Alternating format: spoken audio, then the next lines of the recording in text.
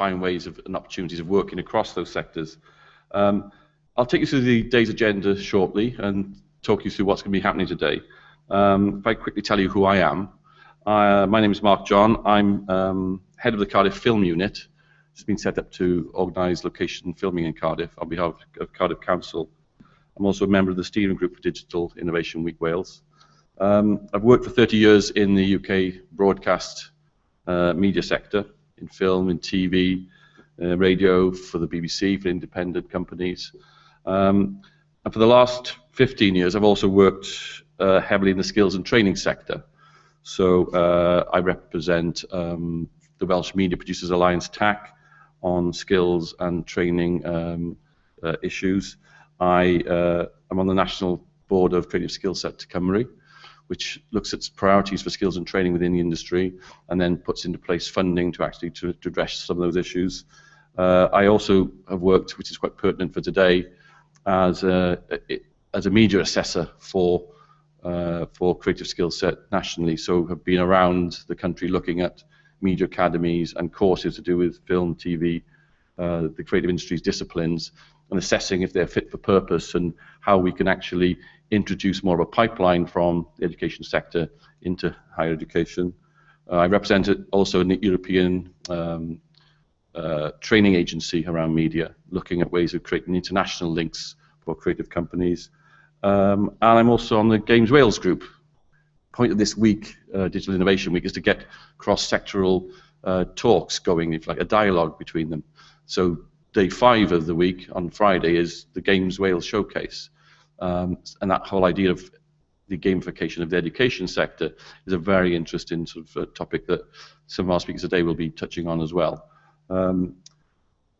Interestingly enough, I'm also, from an education point of view, I'm also the governor of a primary school, Cadixon Primary School, whose head is Janet Hayward, who's also chair of the NDLC, whose event is happening next door. And I've been working for a long time on working with training companies, working with providers to actually to bridge the gap between some of the different sectors, to get people working together, particularly to try and bridge that sort of digital divide between content on the one hand and technology, so that content can get out to its audiences, to its client base, to its to use the jargon, its end user, in a more streamlined and efficient way. And that applies equally in the education sector as it does in, let's say, the media sector. Try and find ways of bringing technology solutions to bear that can enable us to reach higher and higher attainment standards, which is obviously particularly pertinent at the moment. If you look at the recent PISA stats, for instance, which were sort of verging on disastrous for Wales, in 2 years' time, that same assessment will be applied, and there's a groundswell of opinion, which is that it needs some solutions, which could be digital solutions, to actually try and drive up those standards as much as possible.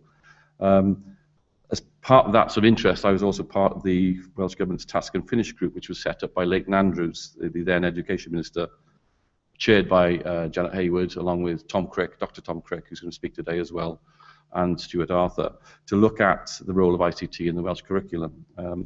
That report made a series of recommendations about embedding ICT and working with technology-driven solutions to drive up attainment standards in the curriculum. One recommendation, for instance, was that computing should be the 4th science. That should be seen as part of the course of the core offer, if you like, to students. And that report now has become part of the root and branch review being undertaken by the now Minister Hugh Lewis. So that's a bit about who I am. It's very long-winded, I apologise for that. It's to try and fill in a few of the gaps to show how I am an example of someone working in a number of sectors, which is, in my view, the way we need to be thinking now to try and get that content out to ever wider and wider audiences. And that's what this week, Digital Innovation Week Wales, is all about.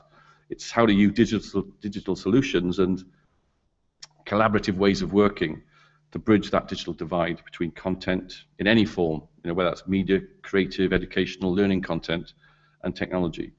So that solution, really, in my mind, is that fusion of content and technology, a convergent future, sort of, if you like, a grail to unlock future digital opportunities. That's really why I'm here today. So it's a pretty packed day. Just to remind you that there's a simultaneous Welsh translation, if anyone would like to use it. Facilities here. Garmin's going to be translating all day for you, so anyone who wants to use that. There will be obviously Welsh inputs during the day, so there are headsets, I think, on the desk over there if anyone needs them. So this morning, we'll have a keynote presentation on the digital revolution to see how digital technologies are shaping the future of education from Professor David Reynolds, Professor of Education at Southampton University, and a leading commentator and expert on the Welsh and UK education systems for the past 30 years, Professor Reynolds will discuss the challenges and opportunities that face governments in integrating digital education into the curriculum. Then we'll have an international perspective on digital education from the head of LEGO Education Europe, Dr. Rennie Tristan Liddickson. Delighted to welcome Rennie to Wales and to Cardiff. He's a very busy man, has a very tight schedule, and has made a special effort to be with us today, so we're delighted that Rennie is going to be here. Rennie is the Managing Director of LEGO Education Europe, and he'll be looking at how LEGO, as an international global brand, how they're embracing education as a core part of its international business. We would have had Hannah Jones at that point, but now Dr. Tom Crick is going to speak at 11:15 on that report I mentioned, the ICT report on the future of ICT in the curriculum and how that might work, and go through some of the key recommendations from that, all of which are very pertinent to today's talks. There'll be a couple of short comfort breaks, and then at midday we'll hear about the Hub Plus platform, which is the Welsh Government's platform to get content out to into the education sector. Again, a technology-driven solution. So we'll have a presentation on the Hub Plus platform, case studies from the Welsh Government's Digital Leaders Programme from Glyn Rogers and Matthew Geary. Then we'll have a break for lunch. So that'll be the morning, if you like, wrapped up.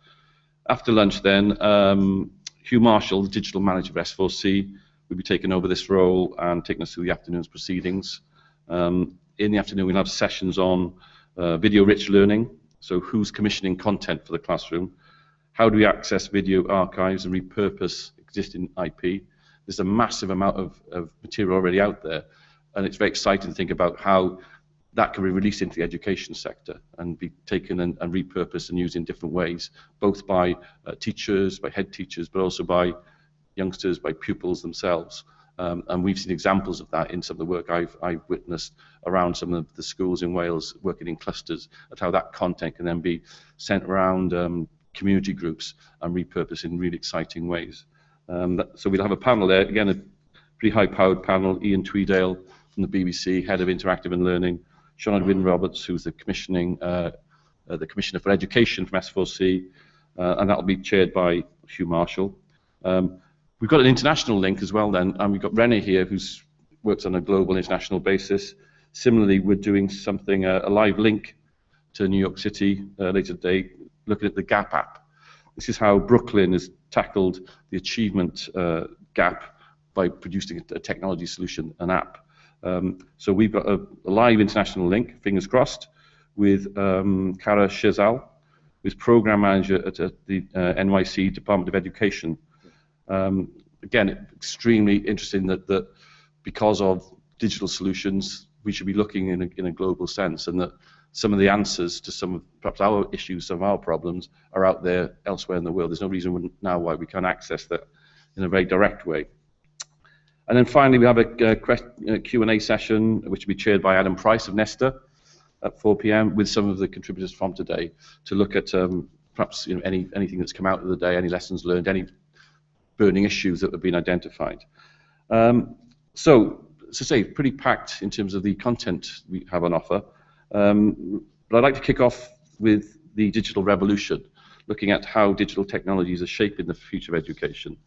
And I'm going to ask that Professor David Reynolds comes up and delivers that for us. David Reynolds, CBE, FRSA, lives in Wales, but currently is Professor of Educational Effectiveness at the University of Southampton. David's one of the world's leading education experts. I think it's fair to say that. It's a big title, but it's true. He was one of those who established the International Educational Effectiveness and Improvement Community. He's published widely, advised both English and Welsh governments for almost 20 years. Has lectured, consulted, and advised in over 40 countries around the globe.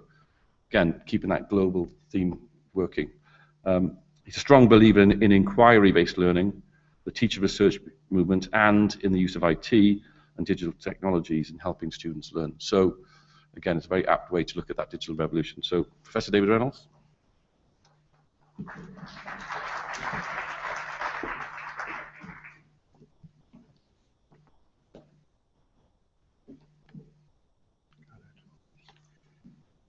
What I'd like to do is adopt probably a, excuse me, a fairly Welsh perspective on life, on the digital revolution, and talk a bit about what the issues are in Wales, although some of them will apply to England, and England's got issues all of its own, and some of them will apply internationally. If you look at our Welsh context, the first issue is the severe financial constraints that the education system is operating under. Only 20% of the public expenditure cuts have come through to Wales, or for that matter, England. And although the education budget in Wales is protected and is due to rise by 1% more than all public expenditure, if public expenditure is going down, educational expenditure will be 1% more, but will still be going down. So there are all kinds of issues about resource availability. Secondly, in Wales, I think probably more than England, there's been a historic lack of innovation within the educational system. In part, it's because if you are a marginal economy, and we have been a marginal economy, if you're tacked onto the growth areas like London and the southeast, if you have people who historically have been poor, it's very hard to persuade those people they should innovate, because innovation is risk. So historically in Wales, this applies to the northeast of England, northwest, less so the northwest now. Historically, there's been a reluctance to risk and a reluctance to innovate. And you see it particularly in education, where in Wales, we're not doing any of the kinds of things that many other societies do. Many other societies are opening new kinds of schools, like charter schools in America and academy schools in England. I'm not saying I agree with them, but we're kind of not doing anything other than stick with our community comprehensive. Maybe the right choice, but if you're doing that choice, and if you've got a community comprehensive, what is it? What do you do with it? We don't innovate. We simply, I think, probably have a standstill kind of mentality. Thirdly, in Wales, this applies to any country, but particularly here, we have the very big issue of professional variability. If you look at our schools in disadvantaged communities, some are wonderful, some are less wonderful. If you group our schools, an example, if you take our secondary schools, and if you put them into families of schools, 200 secondary schools, 20 families, 10 schools a family, you will look at the results and you'll find a difference of 30 or 40% in the 5 or more GCSE in those families of schools where the schools are in the same kind of catchment areas, taking the same kind of children. Huge professional variability. And if you look within the schools, things will be variable again. So that's one of our problems. Fourthly, highly uninvolved learners. You look at what happens when people move from the foundation phase into, as it were, bog standard primary education, or people move from primary education into the secondary school and encounter the silos of subjects for the very first time. You look at those years from 11 to 14, key stage 3, and you see children progressively more uninvolved.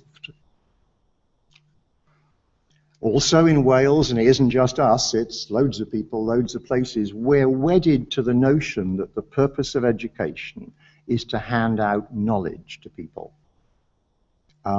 England is particularly wedded, so England, in the form of Michael Gove, believes that children should be able to memorize by heart all the kings and queens of England.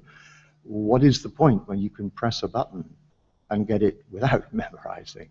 So we're wedded to the notion the education system is there to provide knowledge, but we're 15, 20 years out of date because IT, technology can provide that knowledge. We can do much more interesting things than memorize the damn facts. We can actually work on them. We can actually take the facts and see if they lead you in new directions. We can research new facts. But still, there's this notion of education as transmitting knowledge.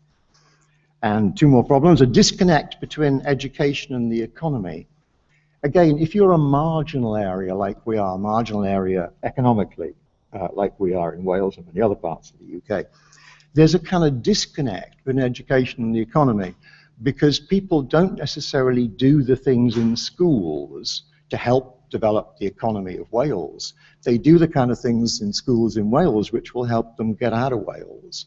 And often they do humanities-based subjects, and excuse me, they go off to become teachers in England. They don't necessarily stay and relate to a Welsh economy. They maybe go a different direction. And of course, lastly, in our Welsh context, and it's true of all countries in the world, there is the PISA agenda, the international horse race.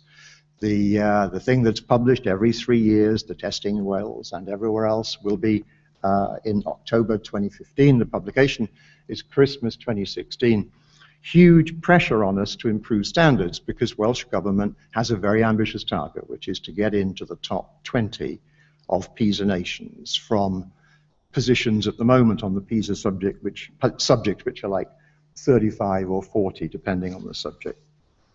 And it's worthwhile saying, interestingly, that the PISA testing, and I think the system has just woken up to this, the PISA testing in 2015 will be IT-based, which is interesting. Of the PISA 80 countries, 50 are doing it on IT. And this will force, I think, because of the importance of PISA, it'll force us to think about the future of IT in schools, because if we were doing it for no other reason, we'd be doing it because PISA is testing on IT. Well, because of all those Welsh and, in a sense, other people's problems are very similar, what are the advantages of digital innovation? What can we get out of it? Firstly, we can get economies out of it. It can be cheap, although obviously at the startup point it can be resource heavy. Secondly, if we're in a society where we're innovation light, digital and IT and digital education can produce innovation. The variability between professionals, I'm going to talk about each of these in turn, the variability between professionals within our schools and between schools can be reduced. Learners can be involved. There can be a focus beyond knowledge. The system can give knowledge to skills using IT. The disconnect between schools and the economy can be ended, and there can be a connectivity made, and we can get an improvement in standards. And let me go through those in order. So the first argument is that a digital revolution, digital education, IT, can help us cope with financial constraints. Some things that cost us quite a lot won't necessarily cost us very much at all if we take advantage of the technologies that are out there.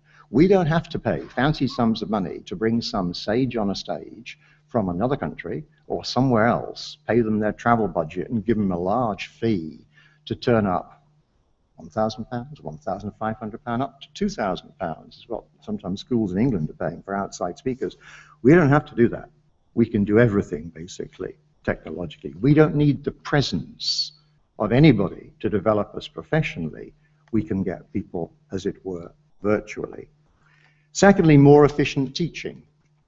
We actually don't have to have the waste of resources where sometimes very small subject groups in different schools will still require a whole teacher.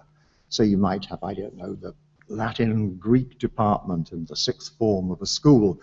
You don't necessarily need the person with a very small number of students when you're short of teachers in, let's say, maths or science. You don't need that because you can actually take teachers and teaching from other settings. You can use information technology to deliver subjects. And I don't think either in Wales or England we've necessarily adopted that in the way that we should have done. And thirdly, we can, instead of having endless, time-wasting, example, the school reports, you look at what those cost historically in terms of teacher time, cost the teacher time, as the reports in hard copy used to go around all the teachers. Endless hours filling the stuff in, endless hours looking at your hard copy record systems to see how the individual kids have done. Now you can basically do efficient, data-rich systems which look at your assessment over time, which have everything together, which means, of course, when you want to print out for parents, you press a button. When you want to enter data, you can enter it quickly. The saving, I think, the Bector, when the English Bector organization existed, I was on its board for 5 years, and Bector did some research. And they reckoned that a simple thing like putting into technology the data system, which has historically been hard copy, that on its own would save the equivalent of an hour per teacher per week. This is because obviously in the weeks that you do it, it takes out whole days. But if you average that out, it would save something like an hour per teacher. And think about the quality of the information you'd get from a data-rich system where you just press the button and the system will tell you who is it who was doing well a month ago is doing not so well in your most recent tests. In a second, you get the information, as against the old, boring, hard copy, dredging through records to find that information. It's cheap, it's efficient, and it's IT-based. Encouraging system innovation using information technology and digital approaches. Genuinely, you can create new knowledge.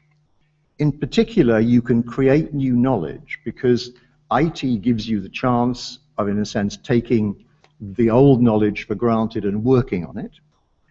You can develop new skills. So, for example, if you look at what Big Learning Company and Big Research Center have done with pupil-student researchers, communication of research findings using videos, for example, can be a new skill that we can do through IT. Encouraging inquiry. If you think about Wales, for example, we have the Welsh Baccalaureate, I think a world leader as a qualification.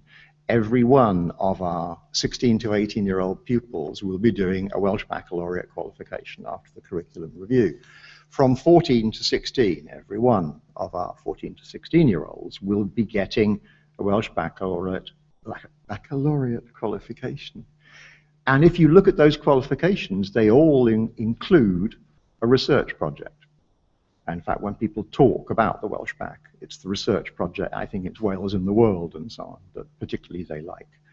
We could encourage inquiry in those particular settings by using information technology. The IT can add up for you, the IT can present the data, the IT can present the videos that explain the data, encouraging what we call an inquiry-based orientation using digital methods.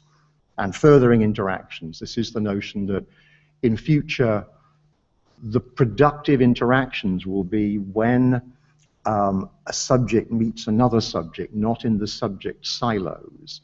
So, for example, if you look at areas of medicine, if you look at cognitive neuroscience, the interaction between cognitive neuroscience and biology and physiology, the interactions between subjects will be generative of knowledge in future. So basically, we can encourage system innovation with a system that hasn't done very much of it. We can reduce professional variability next. There is no reason at all why we can't systematically video lessons of our best teachers and in our best schools and get our not best, our average or our less than average teachers and practitioners to look at those lessons and understand what our good people are doing.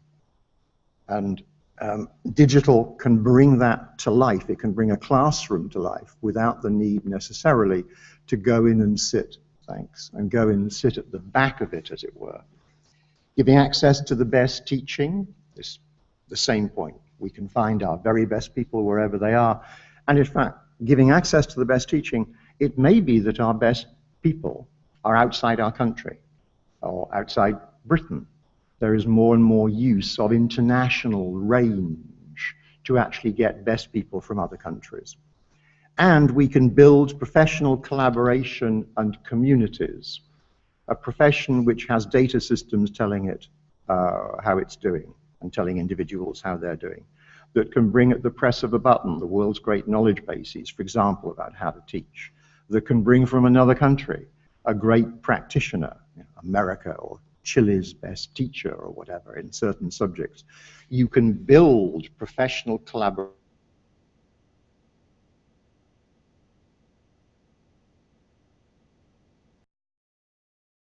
of the person in Chile to tell you what it was that he or she was doing in his wonderful teaching, his or her wonderful teaching. You can actually now get that, in a sense, right to you. Involving learners, we can do that too. The development of student voice. I mean, now, we could, at the end of every lesson, because every kid has got, pretty much every kid's got a smartphone. I think it's about 98% of children have mobile phones. Some smart, some not, but the majority mobile. At the end of every lesson, and it would be great to have it, speaking as an academic, I wish I had this. At the end of every lesson, we could ask students in our classes what they thought of the lesson. Why hang around for a month and ask them? Why hang around for the student rep to tell the student staff panel on a school, in a school, what they think of Mr. or Ms. so-and-so? End of every lesson. Consumer response. Built in. Easy. You'll know within a few seconds. So you get quick feedback loops. And what we've never had in education is quick feedback loops. It takes months to get feedback through all convoluted channels. And education from children at the point of the delivery of that education would be immensely powerful because it's immediate and it's quick. Assessment for learning. This is educational jargon, AFL, but this is the notion that the learner needs to be involved in the learning task. And this is why teachers spend more and more time concentrating on feedback and spend more and more time listening to young people when young people talk about their learning styles or their particular learning needs or their particular learning problems. What we can do is get the feedback from young people quickly, and obviously communities of learning too. Developing skills. We can develop skills rather than hand-on knowledge, which has been our historic role. We can get collaboration. One of the most powerful methods of learning, it's very popular in America, not so popular here, strongly structured collaborative group work. We have kind of, not so strongly structured, we have kind of loosely structured group work, and we have soft group work where maybe the kids might go away for 15 or 20 minutes and discuss, maybe do a task, and then kind of come back and report where they've got to. Hard, structured, collaborative group work, what does it involve? Okay, it involves 40 minutes. You give everybody within the group a role. So somebody will chair the group, there'll be a scribe of the group, someone will present the group's findings. Everybody has a role. Maybe someone will be the researcher who, if the group needs information, will actually find out what the information is that's needed. Strongly structured. Each person in the group will have their own individual task. Try doing that with hard copy. Each person in the group has their own individual task. The group has a task that is more than the sum of the individual tasks. And think how easy it is with IT to find tasks appropriate to everybody in the group, and to find a group task, and to actually get the whole thing hoovering up what the children do in ways that they can present it in color, with graphs, with videos as appropriate to people in the class. Think about the power of that by comparison with trying to do it with old hard copy.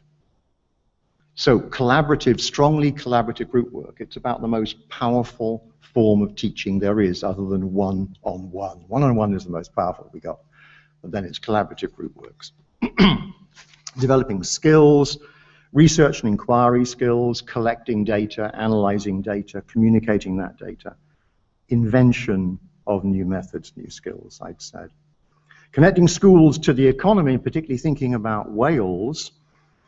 The digital economy in Wales is one, I think, of our success areas. It's an area of rapid growth, media, multimedia, technologically based approaches. Schools could connect to a booming bit of the Welsh economy by generating the person power to work in that economy.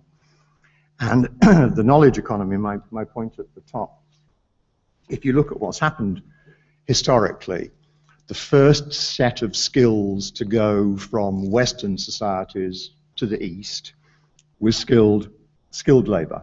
So shipbuilding went to India, and lots of things, lots of engineering went to China. Well, in order, it went to Taiwan, and then China, and now down to Malaysia. So basically, your skilled working class is thrown on the scrap heap. Then you get the development of lower middle class jobs like call centers, not manual jobs, but lower middle class jobs. Of course, then the call centers go. And what is the new economy? It is about creating knowledge, shifting knowledge around, analyzing the knowledge you've got in new ways to get new interactions. And if you look at the Pacific Rim, they haven't necessarily been particularly strong there in the development of new knowledge. You look at things like the Nobel Prize rates and that kind of thing. You look now, they're booming in that area. They're developing knowledge economies.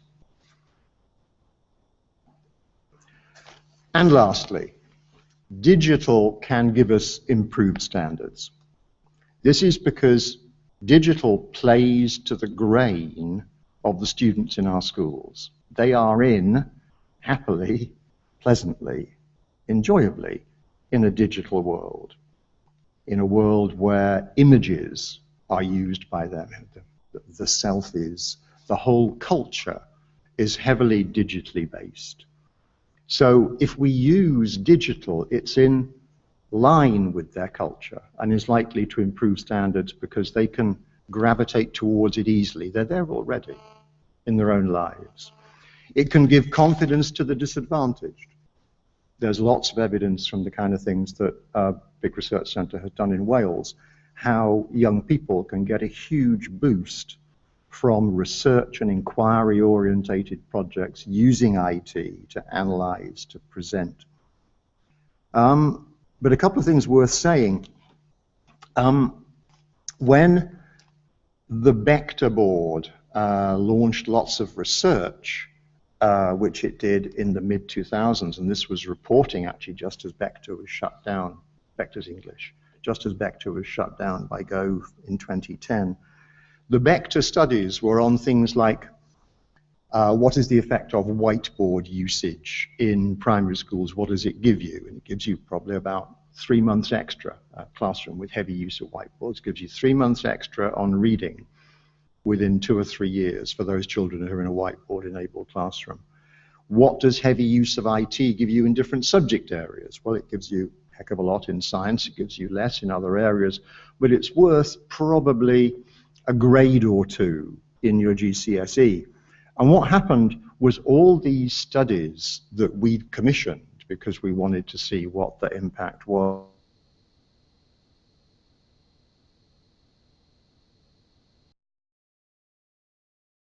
I know is that when, I'm not making a political point, when the Tories came in, they shut down much of the educational state and took the bodies of knowledge which are on offer to people, so the Bechter reports, they were hidden. So you need, as it were, lock and key to get into them.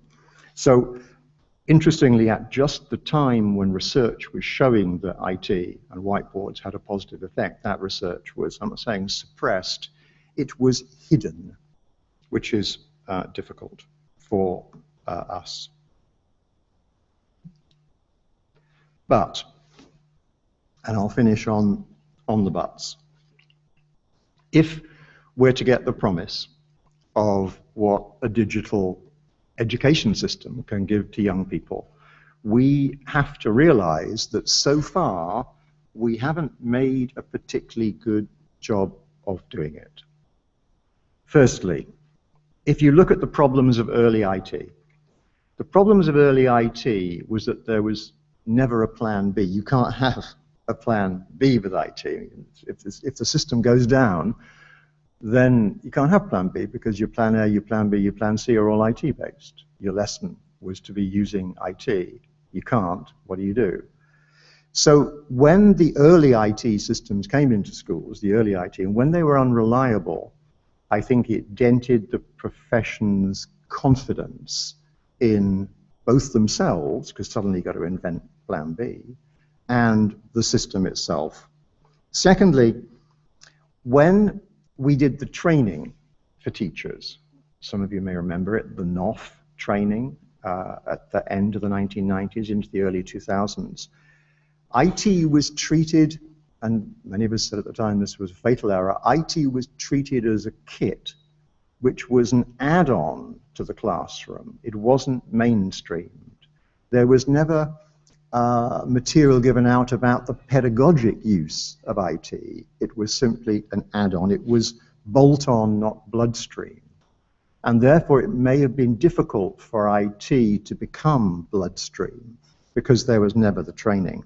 And of course, the difficulty with training is that if you do any form of cascade training, where some people get the IT knowledge and then cascade to others, whatever difference you've got between people, between teachers to start with, by the time the cascade is over, it gets bigger, because you've got that much difference, let's say, between your heads of department who go on an IT course. And by the time they've cascaded, they're different, and the people they're cascading to are different, because people will differ in their capacity to cascade the knowledge they've been given. So professional training, there is no substitute, and there's a lesson here for Wales. There is no substitute for national programs of training that reach all teachers. Cascade models just won't give you that. Cascade models are cheap. Cascade models are quicker, but there's no substitute for everyone having training. Thirdly, the need for research. I can tell you this because it doesn't matter anymore.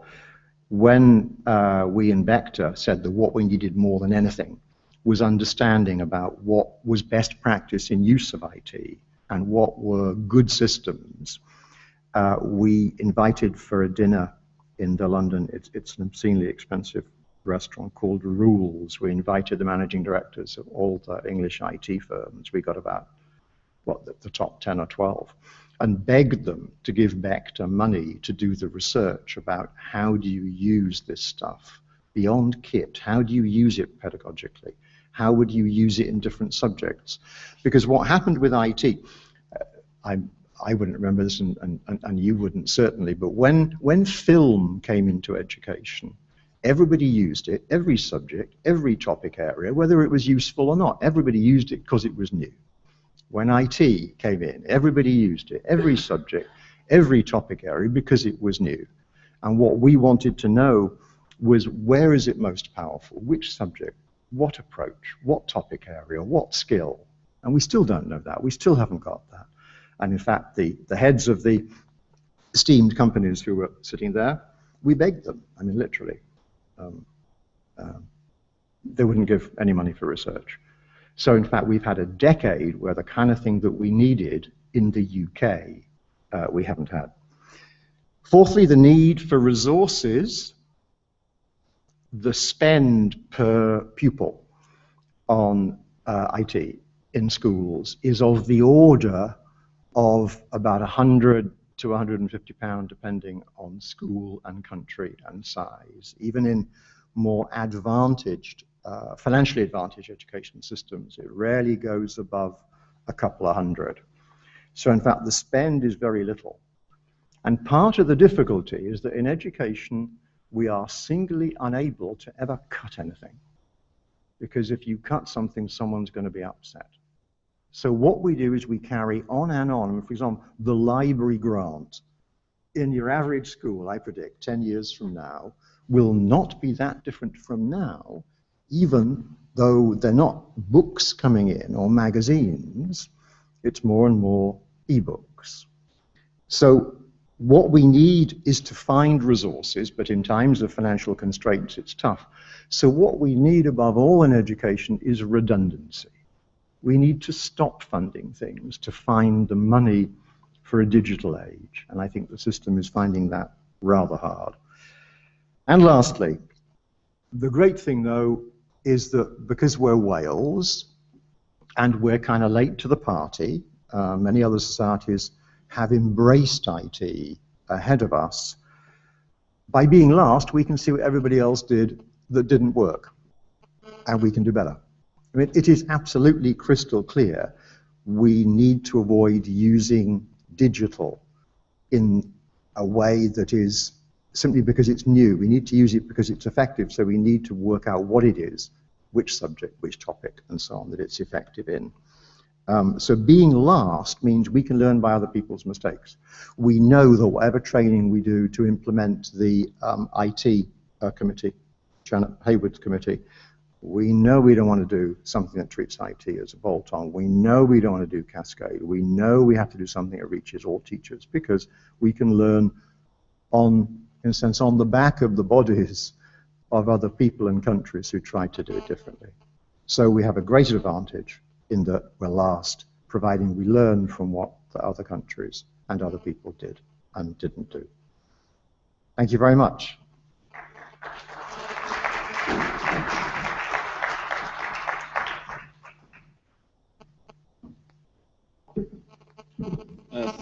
Thank you, David. I don't know if there are any questions anyone would like to ask. I've got a couple of things I was going to quickly ask David. If you do have anything you'd like to ask, there's a microphone, I think, or two dotted around. Just put your hand up and we can take questions. I was going to ask David a quick thing. Well, 2 points really, David. If there's still resistance to the uptake of IT and technology solutions in schools, as there was historically, and if so, why that is.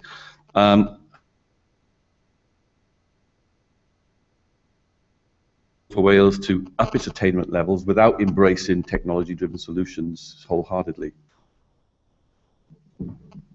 In terms of resistance, I think there's much less resistance now than historically, and in fact one gets a genuine sense of enthusiasm in most schools for IT-based solutions.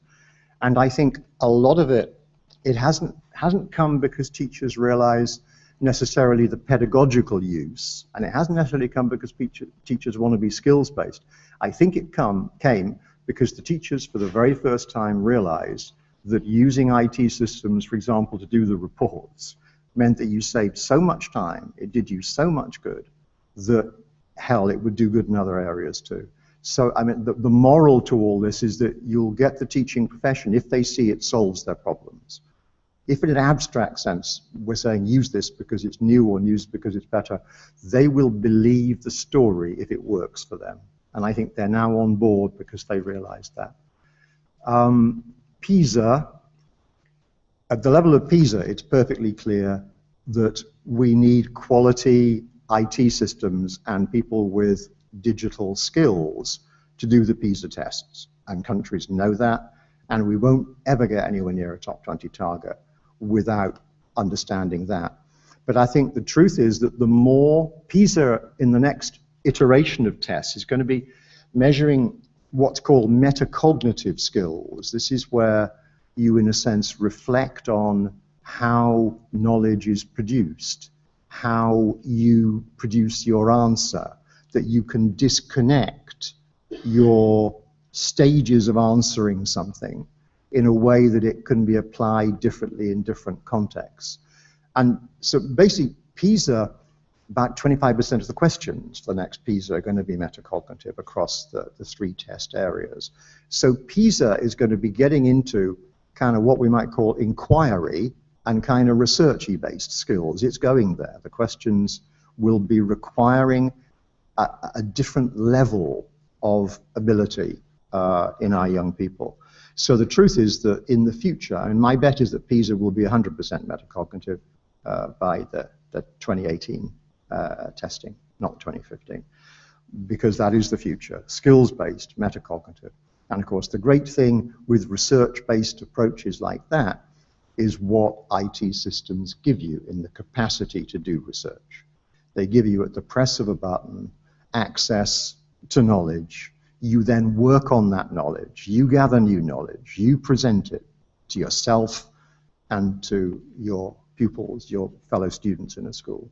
So inquiry schools, if what PISA is rumored to be working on, really are the key. Yeah, sorry. Yes.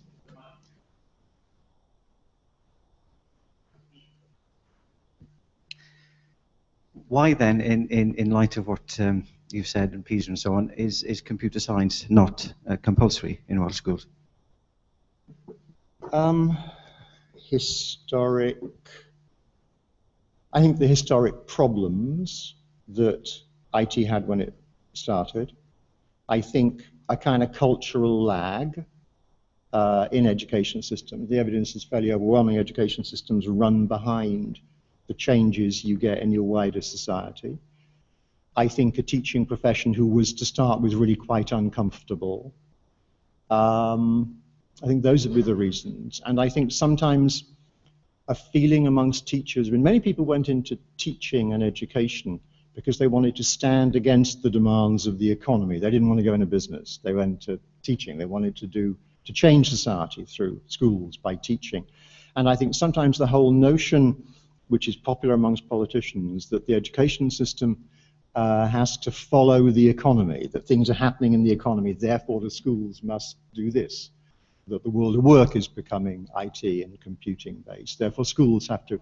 I think there are not a high proportion, but there are a proportion of teachers who think, no, I want to stand against the demands of the economy. And if the demands of the economy are digitally based, well, so be it. But I think genuinely it's changing. And I think, it's inconceivable that the curriculum review, the Welsh Government curriculum review that Graham Donaldson's doing, it's inconceivable that that won't do something, well, many of the things probably that the computing and IT group wanted. Does that answer your question?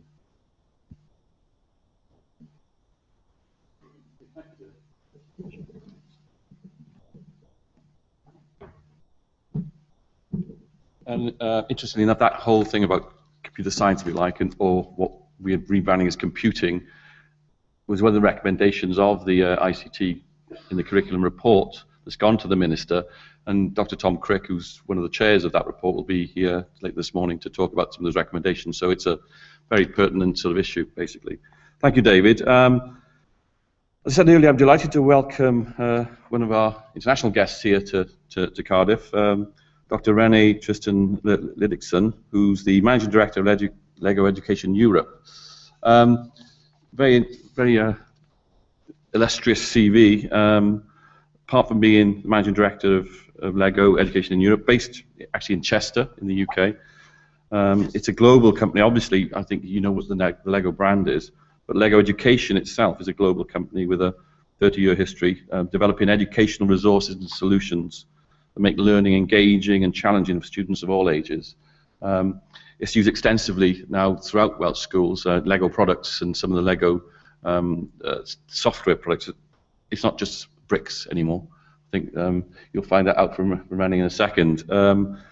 So Rennie and his team oversee the company's strategic growth in Europe with the aim of driving an innovative shift, I guess, in the learning culture and identifying opportunities for students throughout the education. And also within, although appointed Managing Director in 2013, Rennie's also served a variety of leadership roles, I guess, across the international environment over the past 15 years. So a thought leader, representing a global brand, but also very pertinent and strong views on some of these areas around convergence, around content and technology, with digital as the medium. So, Rennie, like to come up? Thank you very much. Thank you. Is somebody going to turn up my mic? Great, thank you.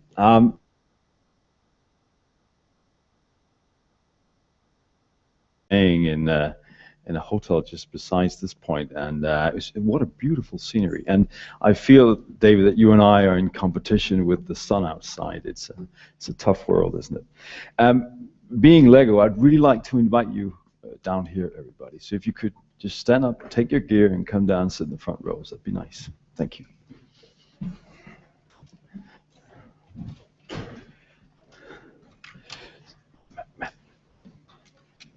Right there. Right there in the middle. So where's mine? Do you have a clicker for me? Thanks. Oh, are you sure this is it, Matt? Just switching that. We're having a switch on the PowerPoints. How are we doing?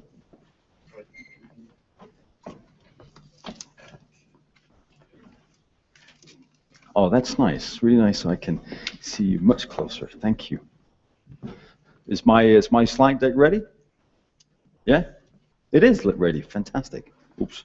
That was too fast. So let's try it again. So thank you for having me. Let's talk. Let's play a little bit. We've actually got some Lego bricks up here, and I've got an exercise for us with bricks. We're going to try to create and construct something. And I'll show you a little bit with Matt, who's my sales manager in the UK. Show you a little bit about what we're trying to do in terms of digital learning in the classroom. So I've called this this event, or my presentation, the power of playful learning and digital. And what I'd like to do is to invite you to ask any questions at any point in time during my presentation. So don't hesitate, just raise your hand or just throw me a question and we'll discuss that. Because sometimes that's even more important than the things that are on the slide. All right? Thank you. What I'd like to do to start with is just to show you what we've achieved so far in terms of combining a hands-on, a creative approach, which is also very collaborative, having children solving a real-life problem, in this case, the growing demography of having elderly people or old people in society, by using coding, by using creative mind settings and competitions on time. Some of you might know Mindstorms. Are there any teachers in here? Yeah? One teacher. So who are the rest of you? So what do you work with? I work with the Big Research Centre. The Big Research Centre. All right. And what do you do for a living? I'm developing educational apps. Educational apps. Fantastic. And this gentleman on the far right? Digital media. Digital media as well. So we've only got one teacher. Well, we'll have to stand together then, won't we? Thank you. Please have a look at this, ladies and gentlemen. 3, 2, 1, Lego!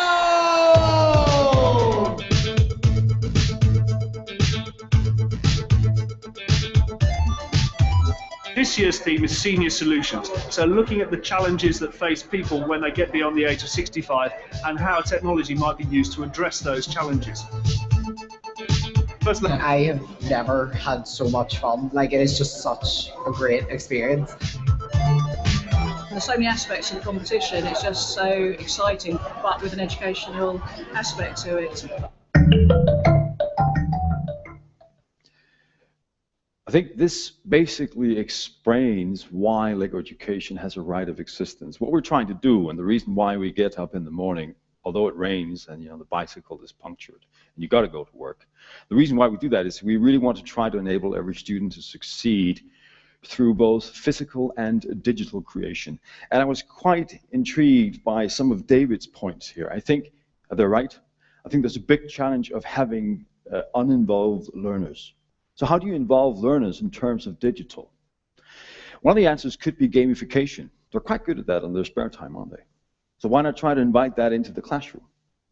Why not try to combine and face the fact that we're actually equipped with 5 different senses, touching, seeing, listening, hearing, all that, tasting perhaps, and maybe combine that with digital. Will that work? Yeah. Good. So what you've seen here is that we've combined different aspects of the human body, basically. The aspiration to build, to be creative, to construct things. This is the very core of Lego. This is our brick in a systematic approach. And then have a robot solve a real-life problem by coding that in Scratch, for example. Now, the real cool stuff is that the same thing is what's going on out in the industry. So industry leaders would actually buy into this. They would say, wow, this really makes sense. These young people are actually doing what we are trying to do in our windmill factory, for real. And they get it. They really get it. So we're trying to do something and help kids all over the world to become successful in life by supplying or giving them grounds to become faster and better learners through the physical and digital creation. The vision that we have is actually to transform the way that learning takes place in the classroom. I believe that the teacher, the role of the teacher is challenged. If we look at the UK numbers, I think it's about 100,000 primary school teachers are going to teach coding for Key Stage 1 children, that's 7-year-olds. And they're going to have to teach these wonderful young people algorithms through a coding. I don't think those 100,000 school teachers are necessarily equipped to do that. Am I right? Right. Yeah. And I think that's a challenge. So that's the societal challenge, isn't it? But this is why we're here. This is what we're trying to do. We've got sort of 3 segments, if you like. We're concentrating on preschool. We have a very heavy focus on what's going on in the primary school and the secondary school. We do work a little bit with some of the most prominent universities in the world. We sponsor some PhDs in Cambridge University, for example. We do work with Oxford. We've got some very distinguished people on our advisory board from MIT and so on. But these are the primary target groups or segments across the world that Lego Education is concentrating on. We've been here around for about 34 years. We're in 60 countries, and we're 100% owned by the Lego Group, which means that we are family owned. We don't have shareholders. We are driven by passion. We don't talk very much about top line. We don't talk about shareholder value. We talk about impact on children. We talk about how can we make life much easier and more efficient for the teacher. Trying to measure that, although that's very, very difficult. And I'd really like to understand more of the Bechter reports. I think we could be inspired by that. So this is who we are. So let's get on with the thing that this is really about. So basically what we're trying to do and what we are proposing to the world could be captured in this simple matrix. And we know a lot, and I'm sure David would agree with me, at the risk, David, of taking you hostage here. You may want to give the gentleman the microphone because he might actually not approve of what I'm trying to say in a minute. But you would say the learning axis is very, very well researched. We know a lot about learning. We know a lot about what's going on in the mind of the teacher, and we know a lot about what's going on in the mind of the learners or of the kids. There are a lot of field studies. There's learning has its own schools, it's got its own methodologies and so on. So I'd say we're pretty well off. In our humble perspective, you can look at learning in 2 ways. Learning is either defined by us, it's a collaborative way of learning. This could be your structured project approach, couldn't it? So if it's really well structured, and I actually like that because it puts a systemic approach to learning, step by step, within a framework, solve a task, and you have a particular role. We enjoy that and we support it. At the other end, learning is defined by me. So this is where the student in primary, for example, would sit and read or try to read a book by him or herself. And I think we should also embrace that. So kids should try to work up and down this axis, if you like. But basically, this is how we look at learning. Obviously, there's a lot of research behind this that we haven't done, but we tap into different universities that are very, very proficient in this area. This is how we look at it. Now, when you look at play, that's an entirely different thing. Play is not very well researched. We don't know very much about play. And did you know that in some societies, play is actually looked upon as not a good thing? It's a waste of time. One of the challenges I think we're having is that when we talk to teachers, many of the teachers don't really like the word play because it doesn't really fit in the classroom. It doesn't fit to Ofsted. It doesn't fit to the book. I think they're wrong. I think play fits very well in the classroom. But it cannot be free play or without leadership. Now, the genius about play is that it's symbolic. It draws upon symbols from the real world. It's also structured, and there's always a role in play. Wherever you see it, kids are taking upon or giving away roles. There's a language aspect. There's a collaboration aspect in it. And one of the really nice things that I like about it is that it's learning. It's a key to learning if you're good at playing and if you like it. And tell you what, 300 million kids are born every year. They all like playing. They're born with it. They don't have to learn it. They do it. And they do it by trial and error. So if you can combine those 2 things, a systemic approach to learning, and get the best out of the play element, you're well off. And this is what we're trying to do. So we're in the upper right corner. What we're saying basically is that creative and fast learners are up here, and they would apply critical thinking to solve real-life problems. This is where things happen in the classroom, and this is what we're trying to do. Do you have any comments to that? Make sense? Yeah? You don't have to say yes just because I'm saying it. It's all right to say, no, it doesn't make any sense. Any questions? No? You're a teacher. Does it make sense for you? Yeah. Are you doing this? Yeah. How are you doing it? With Mindstorms. With Mindstorms? Yeah. Fantastic. Give this guy a microphone, please. Do you have a microphone? Can you just share with us how you're doing it? I think I'm doing a short talk later anyway, but basically we've got, as of just recently, 15 Mindstorm kits. Yeah. And what I'm doing in lessons is setting them a challenge at the start. Yes. So early on, beginning, maybe just get the robot to draw a square, follow a square on the floor. Yeah. And then at the end of the lesson, they have to challenge each other, see who can do it the quickest, the most accurate, etc. Okay. And we build on all the various sensors. So let me ask you a question. Do you, because that points towards assessment, as David has been talking about. I think that's one of the really big pivotal things that digital can help you with.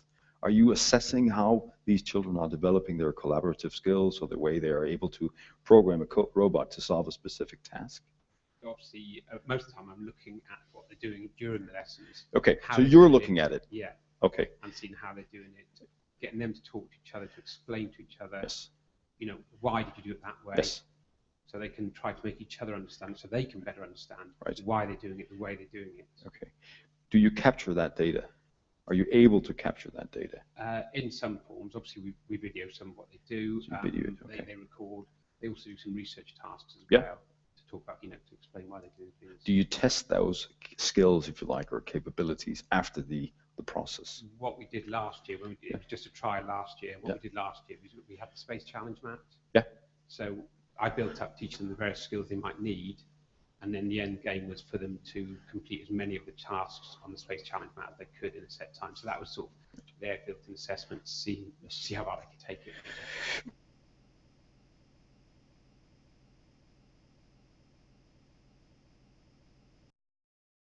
I think this is about creating involvement or engagement from learners.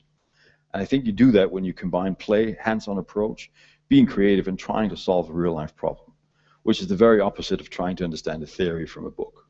It's not the same thing. Okay, so if we can agree, ladies and gentlemen, this is where we're trying to be, and we're going to try to stick to be there.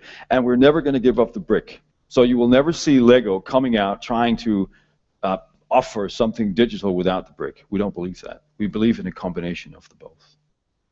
And being an international company with about 13,000 employees and just shy of $5 billion US in turnover last year, the plastic brick, the system in the plastic brick, both from the owners and the buildings, are our very core DNA. We'll never give that up.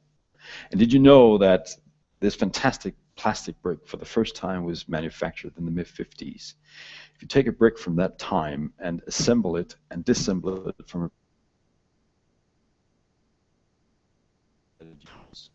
Can you do that with digital? I don't think so.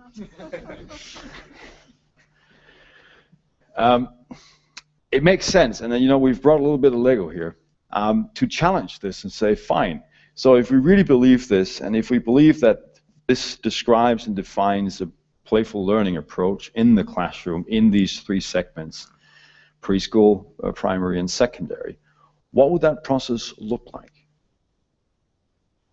And we'd like to give you a suggestion for that. Matt, do you want to join me? Again, across the world, and regardless of if you're in a deprived area or if you are in a wealthy nation or area like London East, for example, or you go to Denmark, we're very wealthy. I think we spend 5.6% of our BNP every year on education, which I think is the third highest in the world. But we're not top in PISA. I think that worries us quite a bit. So you spend a lot of money, but you don't really get the output. I think some of the explanation comes here. In our philosophy and pedagogy, we always try to establish a connection. We don't believe that children can learn, regardless of hands-on or digital, if they're not connected to what you're trying to learn for them or with them, the task that they're going to solve. If it doesn't connect, they're not going to get it. Or if it does connect, they're going to get it very, very fast. And we're establishing some kind of proof of impact on this area. So the first phase we always try to tap into is a connection phase. Do you want to explain what that means, or maybe even give an example from the Story Starter kit that we brought along, Matt? Happy to. So what you see in front of you here is LEGO Education Story Starter.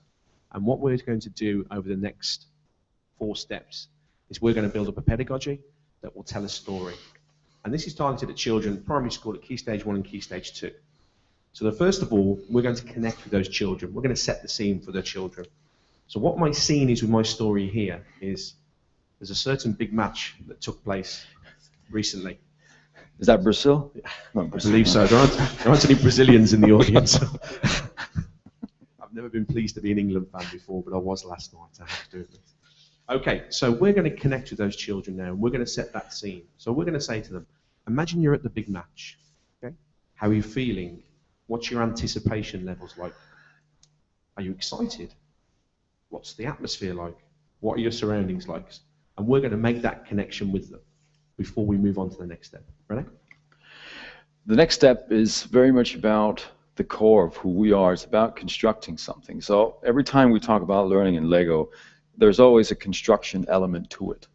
And that could be a construction digitally, like Minecraft, for example, but it could also be a construction with bricks, as Matt has shown here. So what have you constructed for us? So what I've constructed is the various, what I think, how the match unfolded. So at the start of the match, as you'll see here, we have the players. In fact, I'll hold it up. By the way, I did this very quickly this morning. You can see my creativity is not as much as a 7-year-old. So this is the players arriving at the match. They're very excited. Their anticipation levels are high, and they're ready to get going. As you can see, there's a spring in their step. Particularly the one at the front who's nearly falling over is that excited. So we're constructing that. The children are constructing that. We're constructing those feelings. And that will then develop as we go along. So we've got a clear start, middle, and an end to our story. Now, the middle phase I have constructed is anticipation. You can see the players are lined up alongside the Germans. And they can see the goal behind the Germans because they have to get past the Germans. They didn't, did they? But they have to. That's what they have to do. They have to get past the German team to get the gold. Can everybody see the gold behind the Germans? Yeah? That's what they're trying to achieve. That's what they need to do. Okay? So once they've done that in the classroom, we'd like to take a phase which is about contemplating. And this is where, again, it's a systemic approach. It's teacher-led. They talk and they share insights of what they've just constructed. So imagine teaching 7-year-olds an algorithm. So they would program something in an escalator, for example, because they all know what an escalator is. They would build would actually measure how fast does this escalator run, what kind of energy does it consume. And at this point in time, you've connected the children with something they know about, they feel it, they can do it, they can construct it, and now they can measure it. And they can start about talking and sharing these insights. And this is where the assessment part comes in. Because this you can assess digitally, and you could share that assessment with peer classes around the world, or with the headmaster, or with the parents. You could even invite into comments from parents or peers. You could tap into teacher communities and have comments via that channel. And all that is digital, but it's spurred by the construction and the contemplating. Do you want to do that now or later? No, shoot, I'm good. So I think the digital assessment point that Renee's just picked up on. Just finally, just before we move on to the iPad, maybe just touch on the continue phase, Renee, just while I just replug the iPad. Again, the continue phase is again related heavily to digital. So the children would take their learning in different contexts, for example, in the free playground after school, or they would bring it home and say, look what I did. They would have a presentation of what they constructed on their Facebook profile.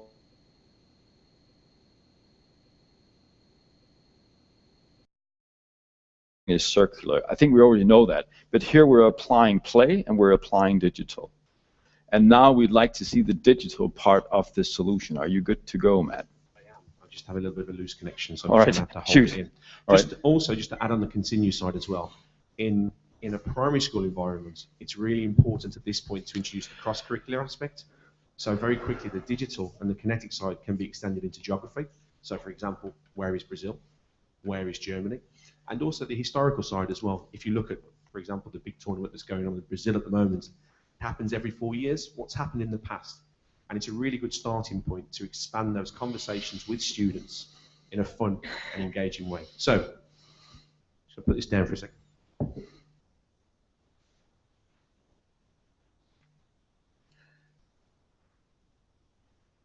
think we have a digital challenge, perhaps. No?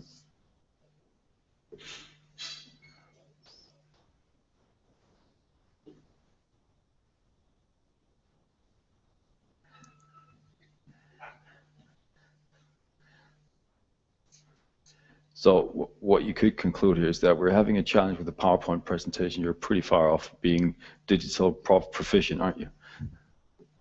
So, well, no, I didn't mean that personally, Matt, sorry.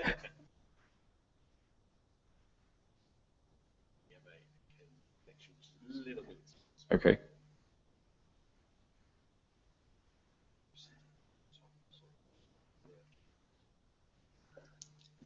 Okay, that's one. I can talk to you about that.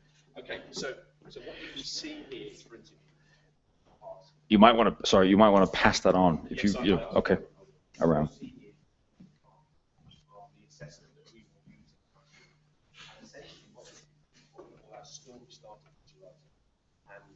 A Lego education product that is Apple for both Apple and Android, and also available on your PC and your Mac as well.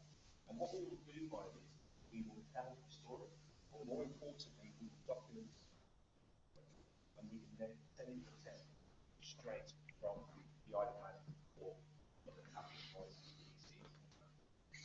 It's very, very straightforward to do, and it's very, very intuitive, and more importantly, very, very familiar with the children. The children will get hands-on with this very, very quickly. I'm just going to pass this around. Ready? Yeah. So basically what we're trying to do here is we're trying to enable the teacher to become more digital in the classroom in an efficient way, if you like. And we're doing this simply because research tells us that the single most important factor in the classroom, obviously, for the development of children's skills is the teacher. I think if Lego education, if we don't get the relationship to the teacher right, we're going to fail. It's that easy. I'm working with different advisory boards around the world, and one of the challenges is that the CPDs, they don't teach teachers in being creative. They don't teach teachers or provide training in the ability to teach collaboration. They don't necessarily being very proficient in the ability to teach or instruct teachers in problem solving or critical thinking. And you know what? It's exactly these 4 skills that industry is looking for. It's not math. And it's not coding per se. It's the ability to create. Because we need to move away from just looking at young people as consumers. That's my generation and yours. We're just consumers. I mean, can any of you actually code something in Scratch that can do something meaningful? Can any of you do that? You can do that. I wish I could. You wished you could, but I'm sure you will. I mean, you will learn it. And you're not my. I mean, tell you, I can't. I really cannot. I enjoy it. I love it. I love my iPhone, but I don't get it. Do you get it? I don't think so. But these new kids, they get it. And I think that challenges the role of the teacher, because the teachers are often seeing themselves as subject experts. But that's not what industry is asking for. They're asking for something different. They want things that are not subjects, but that are disciplines. So creativity is a discipline, it's not a subject. So how do you do that? Well, you could start doing that by, as we've just shown, combining a hands-on approach, solving a real-life problem, and then adding digital to that. I think that makes sense. But that's just one of the small answers to that very big question. And I think one of the points, David, that I didn't hear you touched upon, maybe I got it wrong, is the lack of leadership. This starts with leadership, political leadership. It starts in Downing Street for the UK. If they don't get it, we're not going to get it. And it also starts by industry asking for it and actually putting money where their mouth is, or where our mouth is, so to speak. And that's why we at LEGO, we're sponsoring several PhDs in early learning understanding at Cambridge University, because we want to give something back to society and actually understand if we need to be better at producing or developing products, what's going on in the mind of the children. Yes, a question for you, sir. Well, you just mentioned political leadership or educational leadership, yes. And it may seem an obvious point. Yes. But I mean, I taught in secondary school for 5 years, and yes. mostly it was fantastic. Yes. But there is that cultural information gap, isn't there, between yes. the teacher or the politician yes. or a cabinet minister yes. and, say, a 13-year-old. Yeah. A 13-year-old knows about tech, perhaps a little bit about coding, and exactly. so on and so forth. Yes. But your political leaders simply haven't got a clue. So how do we bridge that gap? Yes. I think that's a fantastic question. And David, if you'd like to join the discussion, I'm fine with that. I don't have the answer to it. if we look at, no, but I don't, honestly, I don't think anybody has the answer to that, because you and I should be mindful that we actually voted for these politicians. So actually it starts with us, doesn't it? If you look at the political leadership, that's perhaps lacking a little bit here. If you look at the countries that are very good at this, what they've done, and what they've done very well, is they've created a very strong link between industry, schools, or the education system, and the policymakers. That's what they've done. And they're putting money into it. They're investing heavily into it. It doesn't just come off the BNP of a example from companies like Lego or Nokia or some of the other big companies. It really does. There's another aspect of this, and I think this is something called, or we work with this a lot, called entrepreneurship. I think early learning is also very much about creating entrepreneurs, because one of the reasons why you have a brain drain in Wales, at the risk of me not knowing the statistics,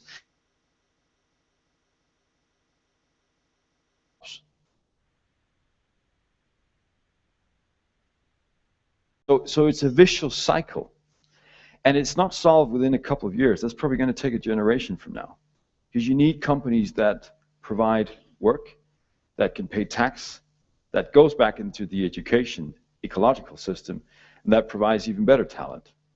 If you look at the STEM pipeline, Accenture made a very interesting report some years ago. Measure the key stage 3 and 4 children that show an interest in STEM, science, technology, engineering, and math. In the UK, it's 1 out of 5 that end up working with STEM-related area. For example, as a professor, or in industry, or teaching in a school, we're in a STEM-related area. Now, if you take that same number, you do that in China, it's 1 out of 2. And then you can multiply that by 42 million school teachers and 300 million kids in preschool, primary, and secondary. I tell you, this is why they're very good at doing solar energy or understanding the principles of windmilling. These guys are very good at communication technology. Why do you think Samsung is so big? They've got 50% market share on smartphones. Why is that not happening in the UK? Because you guys were very, sorry, Wales. Oh, sorry, in this area, sorry about that. Because this area of the world was predominantly in engineering. I mean, fantastic. It's gone. You're not going to get it back if you don't get the talent development within engineering and science and coding very, very early. My view is that you start in preschool. You start talking about and showing very young people, small people, what entrepreneurship and creativeness is. And you know what the real good stuff is? That they already know that, because they're born creative. They create, they do things, they create, they construct things. But we somehow mess that up in late primary, start secondary school, don't we? Then we start teaching to the test, measure everything on Ofsted and so on, and things go wrong. Yes, David. That's about time too. Come back Thank to you. the point about political leadership, yes, not necessarily understanding what the issues are. I think historically, many of our political leaders didn't speak the Welsh language, but actually learned the Welsh language when the children did. Yep. Because in a household, when your children are learning, obviously you're around and you can learn with them. And I think probably that might be the route for politicians and leaders now, is to actually learn when your kids are. And that way I think politicians and other leaders might appreciate what all this has to offer. Yes. And it's interesting, sometimes, my experience of life, sometimes the people who are the very late adopters end up the most enthusiastic of all. There's nothing like somebody who has been anti-technology and not appreciative of what digital can do for lives. If they do appreciate, they change, and maybe they'll change if they see it helping their kids and work with their kids. Thanks, David. Yes, there's a question up here. What's your name? My name is David Wynn. Hi, David. Where are you from? I used to teach. I'm local. I live in Gymraeg. I'm from Aberystwyth. Sorry? I'm from Aberystwyth originally, West Coast. Yeah, you're right about the talent. I just tweeted, paraphrased you if you don't get the jobs you don't get. In a good way, I hope. Yeah. This guy's wrong, you know. Twitter, so you'll be able to find it. If you look at Dilingual, that's me.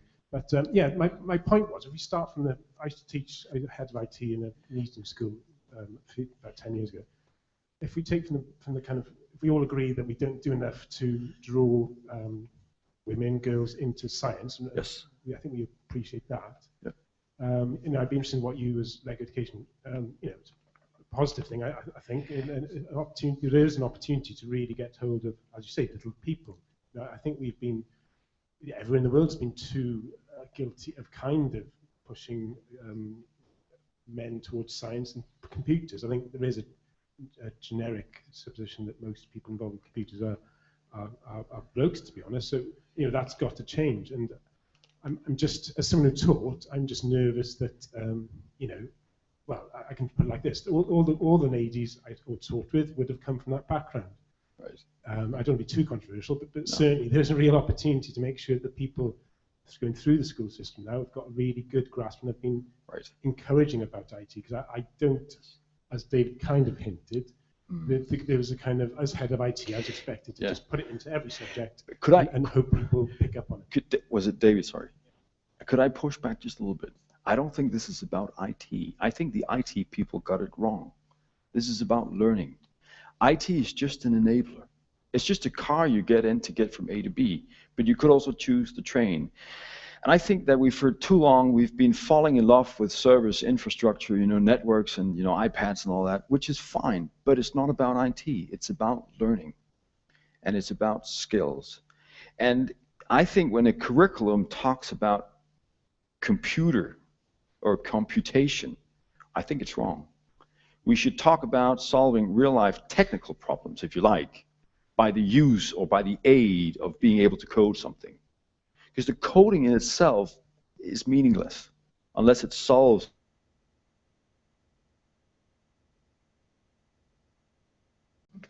So I think I'm pushing the time bar in a little bit. Is that right? You sure? So is that fair, David? We can have a talk over a pint later today, because I'm staying if it's okay for till 4. Thanks. So if it's okay, I probably challenge, say, well, teachers are often seeing themselves, maybe because they want to stay in the comfort zone as subject expert. I think we should try to not do that, and understand teachers, and they should understand themselves as the facilitators. So if you're a process manager in a classroom, that's something very different from a teacher teaching a skill or teaching a subject. And I think that's very, very hard. The good thing about facilitating processes in a classroom is that you get the hidden talent out. You encourage peers to talk. David's been talking about that. You encourage children to actually be creative. The challenge, however, is that this is not measured on an offset scale. So there are no incentives to do it. And when I was in Barry Island the other day, which is not too far from here, and I visited a school, Matt, I can't remember the name. Barry Island Primary School, thank you. And I met this wonderful headmaster, or head teacher, as I believe it's called. And he actually succeeded in having almost all the kids having their own device. He was very, very good at inviting industry in. And he had, I think, some of the best teachers you can have on Barry Island. So that, again, it just points toward that local leadership is very, very, very important. And he was in my view, what he was doing was he was encouraging facilitation in the classroom. And I really admired that. So I like to try my luck as the facilitator. Now we're going to construct something. Can we have the duck, please? So Matt is just about to give you a bag of Lego. The reason why we're building a duck is because in the 1934, Ole Kirk Christiansen, who founded Lego, was a carpenter, but he was unemployed because there's a crisis in 29, and he started making toys. And one of the first toys he made was actually a duck. And you can still buy replicates of this duck in Denmark. It's become a reliquarium, if you like. It's really very highly profiled, and there's a lot of feelings in it. So what we're trying to do is, in the next sort of 30 seconds, is that you get it back. It's got 6 bricks in it. You cannot open it yet, please. In 30 seconds, we're going to go through actually the 4 C's. Connect, it's a duck. I think we all know what that is. At least some of us has actually tasted it. We're going to construct in a minute. I'm going to construct a duck. Then you're going to continue, hopefully, and then contemplate and take that back home to your children and say, wow, your friends, look what I did. I did a duck. I think the last time we did this, a lot of people tweeted these ducks and put them up, and it was really great. So that's actually contemplation, isn't it? Do I have to do this one? I'm really bad at it. So okay. Check it, let's go. All right, everybody got one. Can you just hold up your back, please? Thank you. Thank you. So when I count down, please open the bag, construct a duck. You've got 30 seconds. Is it really that boring? Oh, good. You can construct, please, a duck in 30 seconds. Are you ready? So 3, 2, 1, go.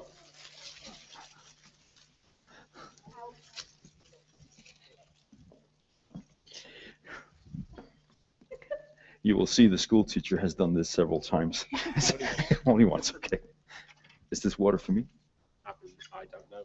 I'll take it. So we're on 10 seconds. This is 10. This is not 8, 7. It's nice to hear the laughter. 6, 5, 4, 3, 2, 1. Stop.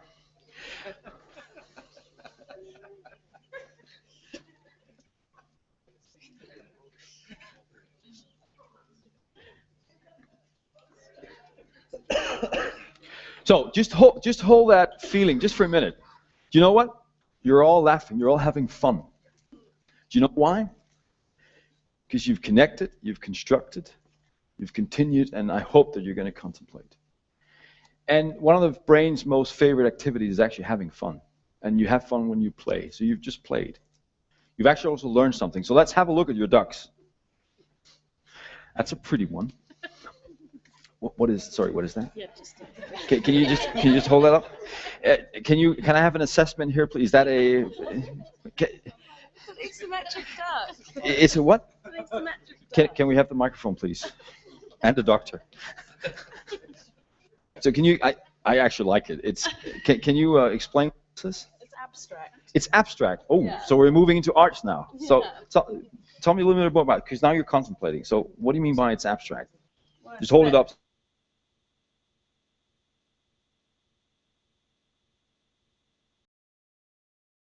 Asymmetric. Asymmetric. Got a yellow beak and stuff. And rings. And rings. That's nice. Yeah. So we're suddenly touching upon other subjects such as asymmetric. That's math and so on. Yeah. So now you're contemplating into different subjects. Thank you. What is that? That's a nice one. Yeah. Classical. Sorry. What is that? Can you explain what this is, please? I was trying to create. You might want to hold the microphone. Yeah. What's your name? Sorry. Bob. Hi, Bob. Good to meet you. You too. You might want to hold it up so people can, not the microphone, yes, the duck. Dad. I was trying to make the duck, but I couldn't vision it quick enough for the time. Oh, why not? Because I haven't touched Lego for a while and I didn't have a chance to. Oh, that's great. So there's a little barrier here to touching and constructing, which is fair. All right, fantastic. So if you hold up your ducks again, just look at the duck on the side for you, your side mate, and you will probably see that all the ducks are different to start with. And I think this proves very well there's not one solution fits all. It's okay to have an individualized. I think, David, you talked about individual learning, individual outcomes. This is it. So one of the philosophies behind playful learning is that it's individualized. It's not a standard thing. The nice thing is that you all solved it in 30 minutes.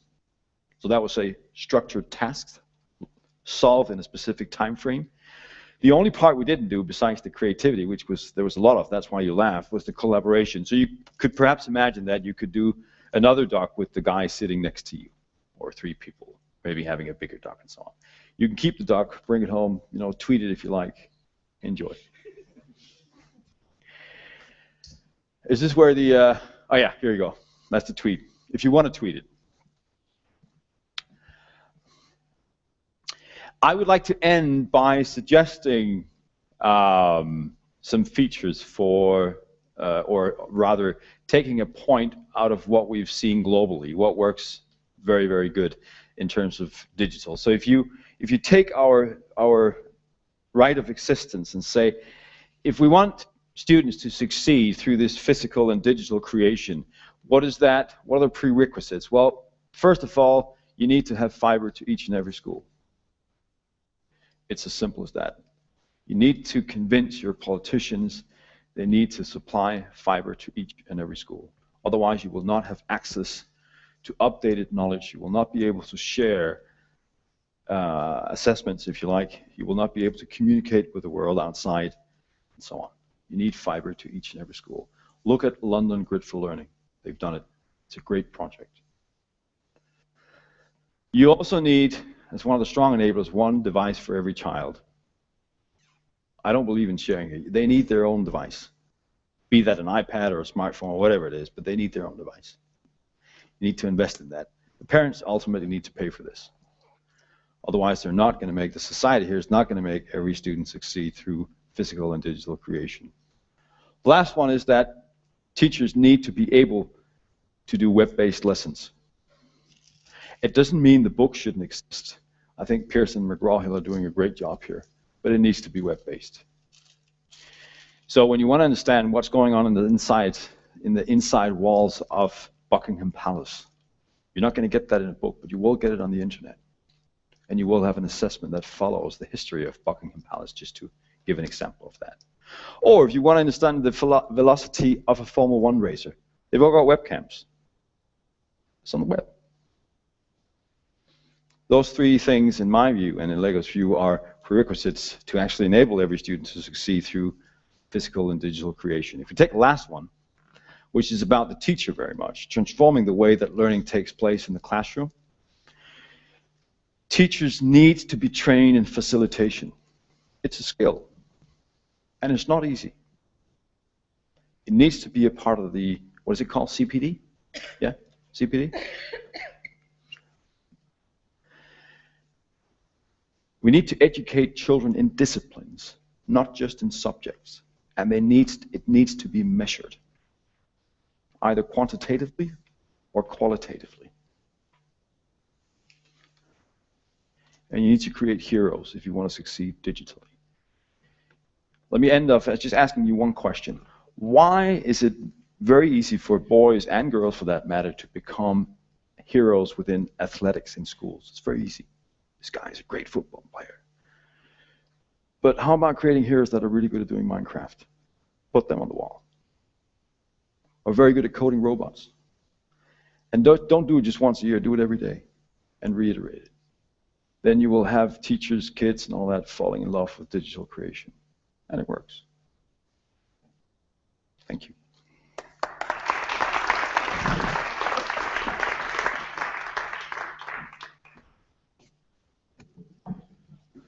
Sorry, I went over time. Sorry about that. No, that's fine. You take as much time as you like. I'm afraid my duck ended up a bit like a dinosaur, so I hope that's not a metaphor for where I am in this whole process. I don't know about you guys, but I thought that was utterly inspiring. And I think if we were about creating heroes, I just found one, which is so Rennie.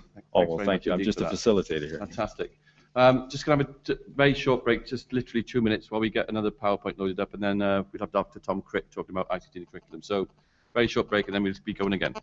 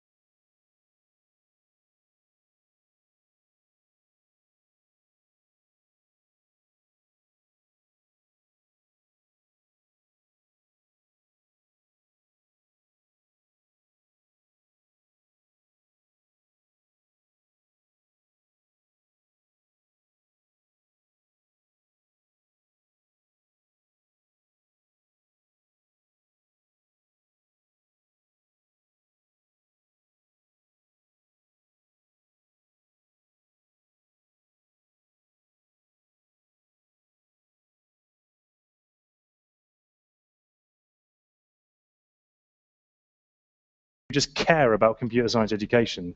So, you know, if you actually care about that, then please join. It's free to join. It's useful to get this kind of broad community. But I suppose the aim of CAS in Wales has been somewhat less well defined because of what's happening with the curriculum, and it's sort of, we're in this bit of a, so interregnum, or more kind of a vacuum in light of the wider curriculum review, which I'm going to speak about in a second, and obviously off the back of the ICT review from last year. So what do we do in Wales? Well, there are lots of CAS hubs. So I think there are about 140 CAS hubs across the UK now. So regional hubs, usually led by a teacher, which is addressing kind of CPD and training needs, and there are not enough in Wales. This map is slightly out of date. So there is one in Pontyclun, there's one in Cardiff, there's one in Swansea, there's one in Aber, there's one in Bangor, there's one in Wrexham at Glyndŵr, there's one in kind of Powys and servicing stuff. There's also one in Merthyr, there's one up in sort of Colwyn Bay, and there's another one which is Wye Valley. So it's kind of on the border, Monmouth, Ross, Hay-on-Wye type area. So, but then clearly the geography is a massive problem, because if we're trying to help teachers in schools across Wales, we need kind of more activity. And I suppose that's a if you can kind of help identify people who would like to run some stuff, then we can make that happen. But you know, there's a geographical challenge, as you can see. So you know, obviously there's a kind of a critical mass of population down here, but we need to make sure there's people can get to CAS hubs and build this community in Wales. This is just to kind of frame the context of some of the stuff I'm going to speak about policy. I mean, so Diana Laureard is a kind of famous educational technologist at the Institute of Education in London. And this has kind of been my lament with kind of how policy is formed around kind of education and technology, maybe not so much in Wales, but historically. I suppose one of the issues with this kind of broader area has been terminology has been damaging to this area, because, for example, the ICT has represented far too many things in school. So there was the subject, there was the kind of idea about digital skills, IT skills. There's the effective use of technology enhanced learning and embedded technologies for learning and teaching, which is the responsibility of every teacher to effectively use technology. There's the ICT kind of in infrastructure in schools. There's maybe the kind of management information systems that school use to run. So the problem is that it kind of meant far too much, and it was good that there was kind of there was actually a clarification of terminology in when the curriculum was reformed, but essentially people kind of group all this stuff together. So when you speak about using technology, so kind of iPads or whatever that have a pedagogical reason to be used in schools, that's not the responsibility, or not just the responsibility of the ICT teacher. That's the responsibility of every teacher in the school. In the same way that e-safety is the responsibility of every teacher in school. It should not just be the responsibility of the ICT teachers. It's kind of crazy. So this is kind of, there's been useful kind of sort of clarification around terminology from a policy perspective. These things happened. So the Nest and Next Gen report and the Royal Society report that came out in 2012. So this was May 2011. And these are both worth a read. Even if you just look at the executive summaries, there's a 2-page top-line recommendation that categorically stated that computer science should be taught in UK schools, which is basically just to support the wider creative, digital kind of special effects industries in the UK, because they're saying we have not got the skills to sustain this industry. It actually contributes a fair amount through the kind of GVA, and it's obviously clearly the creative and digital industries are really, really important, particularly in Wales, but also in the UK. So that's worth a read. It's the Nest and Next Gen report, is the Livingston Hope report. So Ian Livingston, some of you may know him. And then the Royal Society report, which came out, obviously the world's premier scientific society. It cares deeply about STEM education and did a kind of an 18-month report on computing education in the UK. And that recommended very clear things about attracting teachers into the profession, about CPD for teachers, about reforming the curriculum, reforming qualifications, looking at kind of joining up the pipeline. So I'm going to talk a little bit about England, because essentially at one stage we were ahead of the rest of the UK and Wales, and then we sort of lost track. I suppose one, there was sadly we had a change of minister, but two, we sort of lost momentum with what we were trying to achieve in Wales with the reform of the curriculum, and then I suppose England has rocketed ahead. So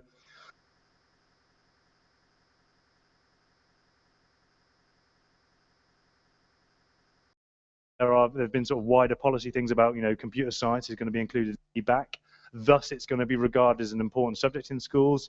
there's been clear funding from the government to make this happen. So I think to date there's been nearly £5 million from the Department for Education to build capacity to deliver the curriculum, and that probably isn't enough. But that could have been zero. So actually, it's not bad that there are significant pots of cash to build capacity to deliver the curriculum. And that's kind of the culmination of this, which is the kind of CAS BCS Network of Excellence, which is this kind of cascade model of best practice, which is happening in England and Scotland. But the problem is that hasn't been able to help much in Wales because, one, there's lack of clarity around the curriculum, and two, there's no money to build capacity to deliver a curriculum that doesn't really exist at the moment. So this is the kind of where we have the no real action happening at the moment, apart from a lot of grassroots activities. So Lego's a good example of doing stuff across Wales, and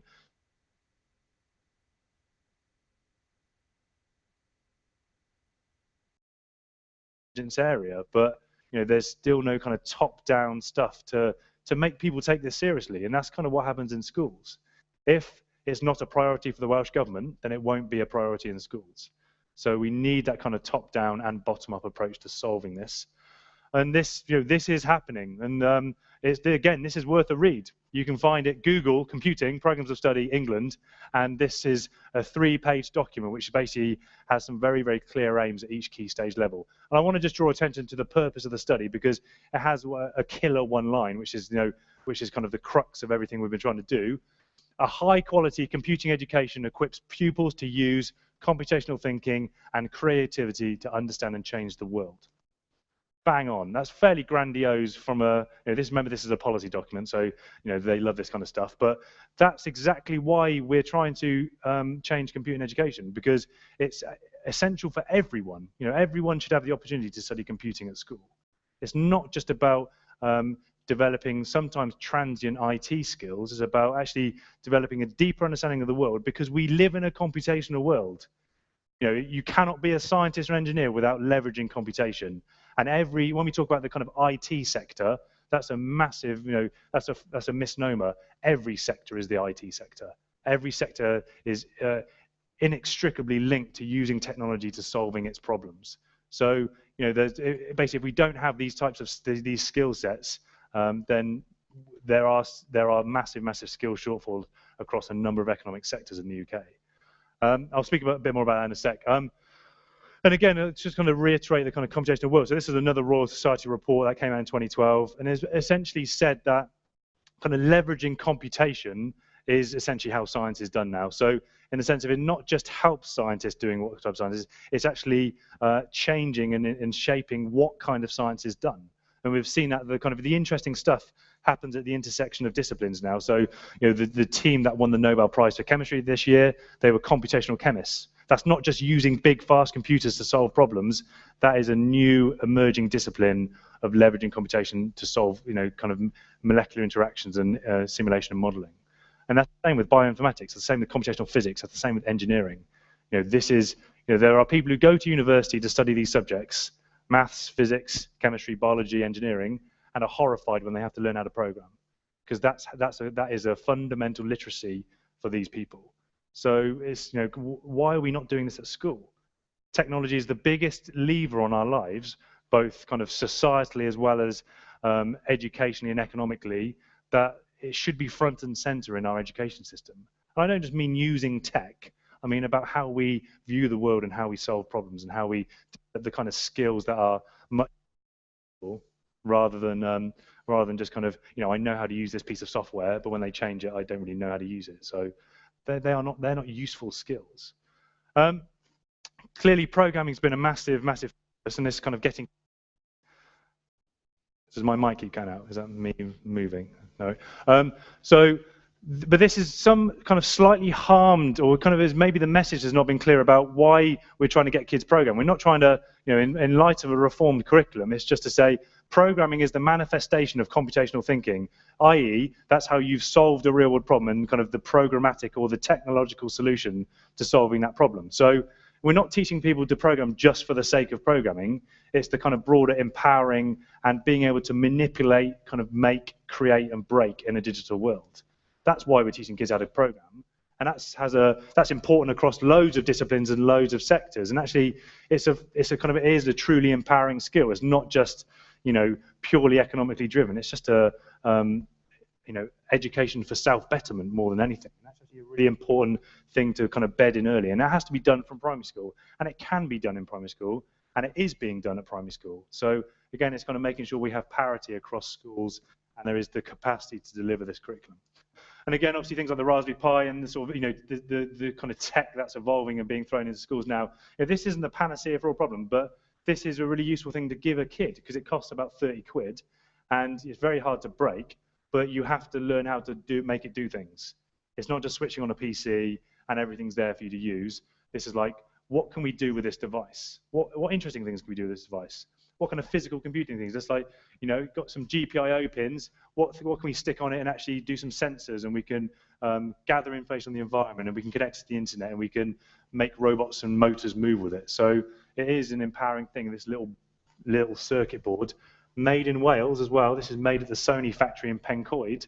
So we should be kind of leveraging this in Wales as well.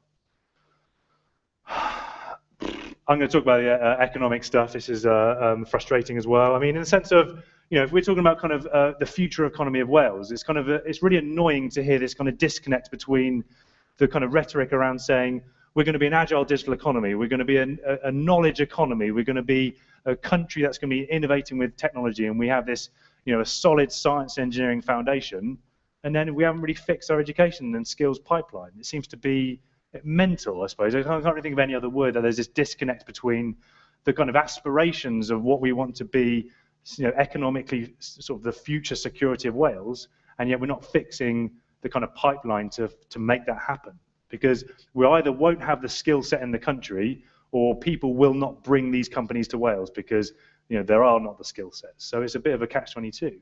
And this is one of my kind of laments with the Curriculum for Wales review. There was no kind of declaration of intent saying STEM education is the future of Wales, or is a high priority for Wales. Where do we want to be? Where's the aspirational nature?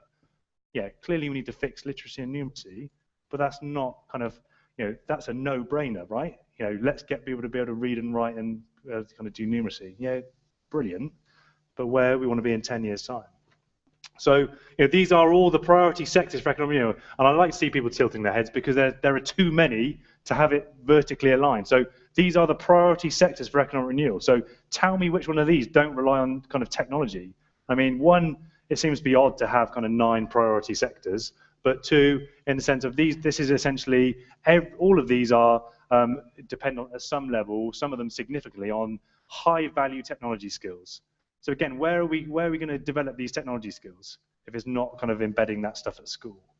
So it's kind of tough to reconcile that that cognitive dissonance, I think, for a better phrase that I can say in public. I mean, again, we have these broader kind of societal initiatives. Yes, delivering a digital Wales, we're saying we want to be a truly digital nation that aligns with where we want to achieve through the kind of creative and digital industries. Well, again, you talk about things like digital inclusion or exclusion. You talk about infrastructure, the investment in next-gen broadband. Yeah, brilliant. But just because you're laying fat pipes everywhere doesn't mean it's going to, like build it and they will come. It needs a broader kind of strategy to say we have the infrastructure, we need the skill sets, and we need to be able to leverage this for the kind of the betterment of Wales. And that's the disconnect. And again, policy statement on skills. So this document came out in March by the Deputy Minister, Ken Skates. The first thing I did when I saw this, Control F, find the word digital. There were 2 instances. The first one was on the front page when it said digital crown copyright, and the second one was some oblique reference to digital skills. How is that? How is there a policy statement on skills that is not doesn't have digital front and center? And I actually met with Ken a month or so after this published and kind of said, this has to be front and center because if you're talking about policy statement on skills, digital skills clearly are going to be of high priority. And I think this is an evolving document, but again, that's worth having a scan through. I'm going to skim through stuff fairly quickly because I'm aware of the time. This was Leighton when he spoke at the CAS Technicamps conference in Swansea University in 2012, and this is where we were ahead at one stage. It is therefore vitally important that every child in Wales has the opportunity to study computer science between the age of 11 and 16. Yeah, bang on. That's a no-brainer. it addresses all the educational priorities, and it bridges the kind of socio-economic gap. If we're talking about the future potential for young people in Wales, it's clearly going to be through some technology-led sector. So, this is, if we're kind of raising aspirations, it's going to be through this. And again, that kind of fed into the context of the ICT review that kicked off in January 2013. Again, kind of across the piece, really, reforming the curriculum and quals, looking at how kind of digital literacy and digital competencies are developed, kind of things about pipelines, engaging with FE, HE, industry, and all this kind of stuff, looking at kind of entrance into the profession. And this was the culmination. Who's read this report? Who's heard of this report? Have a little look, it's worth a read. I mean, again, there are 12 recommendations. Don't worry about the rest of the stuff, no one reads that. It's just the 12 headline recommendations. And again, I mean, we were kind of, this was published in, as you said, September 2013, and it was widely received, across the UK, because it addressed the specificity for Wales, but also had some kind of engaging solutions to the problems, which, arguably some of the kind of changes in England people felt didn't have.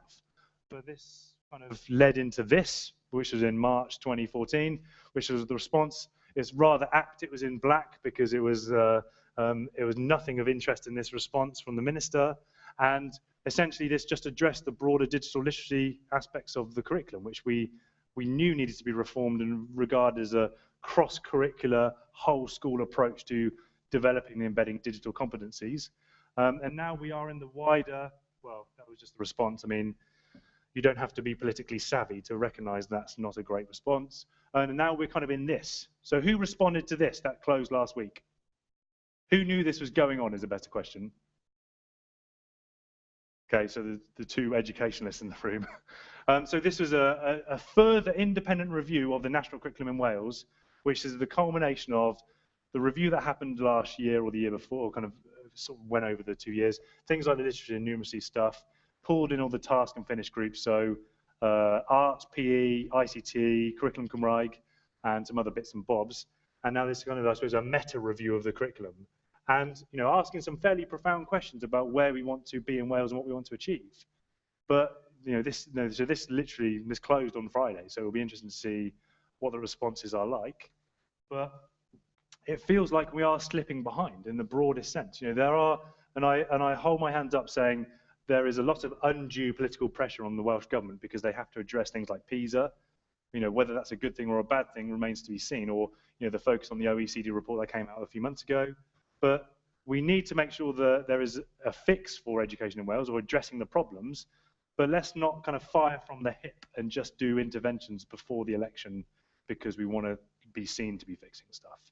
And again, this is the kind of my frustration from an ICT perspective is, the economic kind of levers are extremely clear for Wales. The broader educational imperatives are also very, very clear. And it's about seeing where the kind of balance lies in the curriculum for this to kind of happen. So, this is kind of, we're kind of waiting to see what's happening.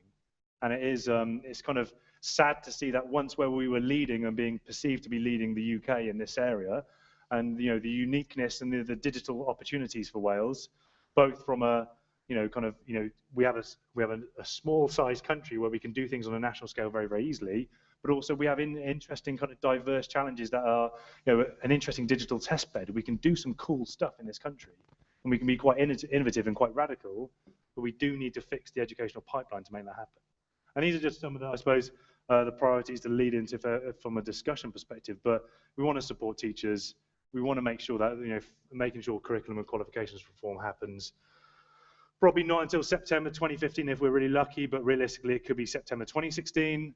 And again, it's making sure the kind of broader stuff about addressing kind of building capacity in primaries and that transition through to secondary. And also, we need to change the perception of this, both as a high-value discipline, as an economically important discipline, but also this is important for Wales. This is really, really important. And we're doing our young people a disservice if we don't make sure they're developing the skills at school to make sure they can be successful in the future. And again, bridging the gap type stuff. So, we do have an opportunity. And again, I've said this loads of time when there's Digital 2013, Digital 2014, we have these high profile conferences. Let's not say every year there's massive potential for this in Wales, because we can't come back the next year and say there's still massive potential. let's do something about it. And we can do, there is potential, but if we don't start doing something about it, that potential is going to rapidly disappear. Moan over. There is an opportunity, but I think we do need to, there are a number of levers we can kind of push and pull to kind of try and address this, but it's saddening to see the opportunity we have got and the huge potential there is in Wales, because there is the uniqueness of the challenges and the opportunity we have in Wales, but we have to do something about it. The time is running out at some level, and we need to do something. It might not work. We can be quite risky, but let's try something. Stop talking about it and let's do something. Done. Thanks.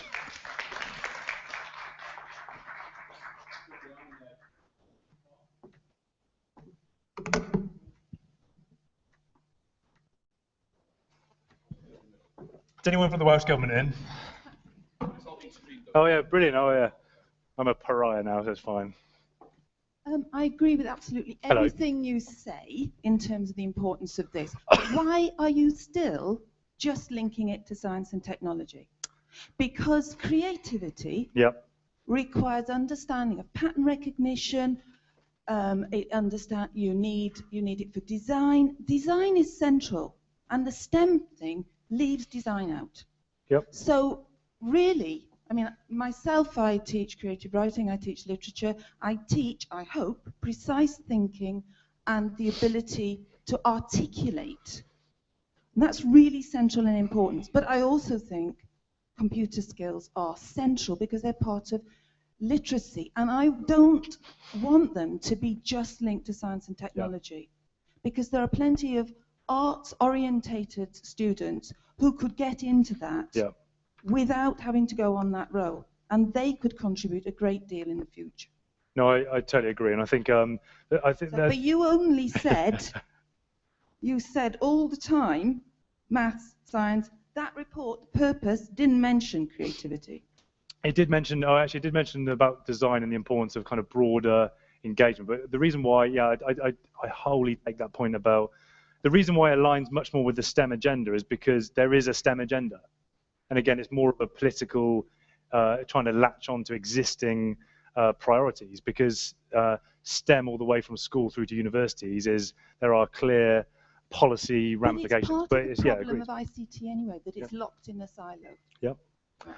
No, and I wholly take that point, because I suppose it feels very CP Snowish, so kind of two cultures in the sense of you can either be a lovey or a boffin, basically. But actually, that's not the case. You need to have technology skills are for everyone, and they intersect and pervade every discipline to different levels. And I think, I think that's an important point to make sure it's not just a broader STEM issue.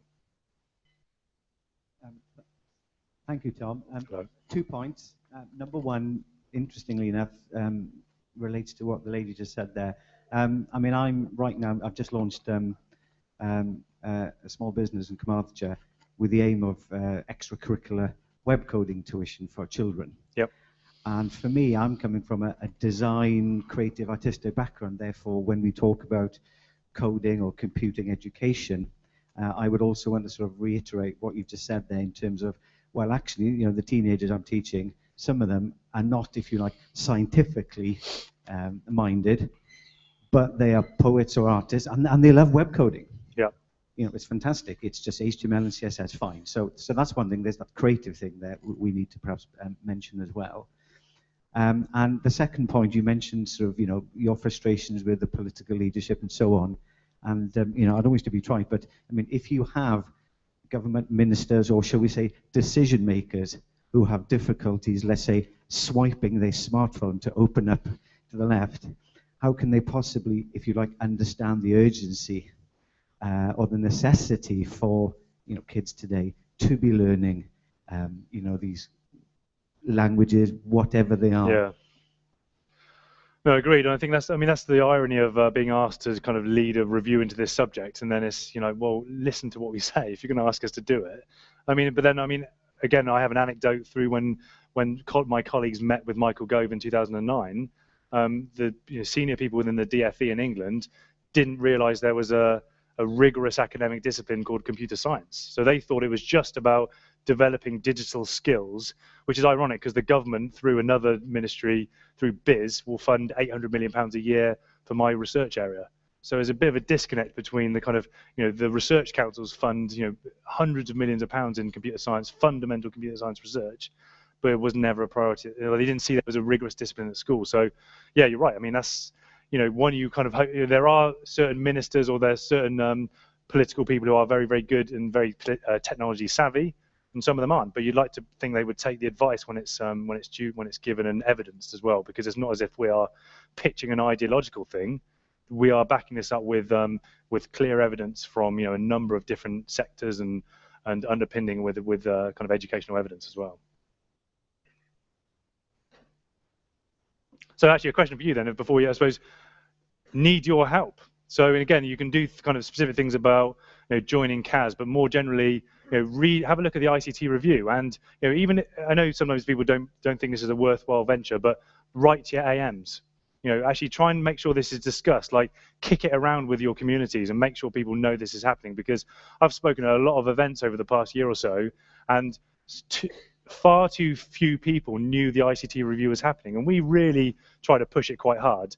We did an open call for consultations for people to throw stuff into the review with some broad questions, and they could say anything. I think only 180 people in the whole of Wales responded. So that's not even assuming every ICT teacher responded. So again, it's about kind of raising awareness of this happening, because people are probably thinking, well, the ICT curriculum needs to be reformed. It's like, well, we've suggested ways to reform it. So we need your help to kind of push it back on the agenda from an education, from an economic perspective, through industry, whatever. But we need you guys to be talking about this too, and kind of getting it back onto the discussion.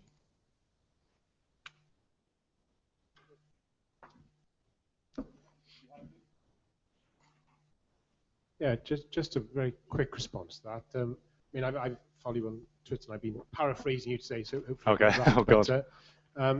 Yeah, I mean, I think the massive advantage this area, what we call it, has, is that we can lead the discussion at least online. So that's a massive advantage. We can't underestimate. I mean, I work in lots of different areas, but my worry is I hear the same thing from social services. I hear the same thing from health boards.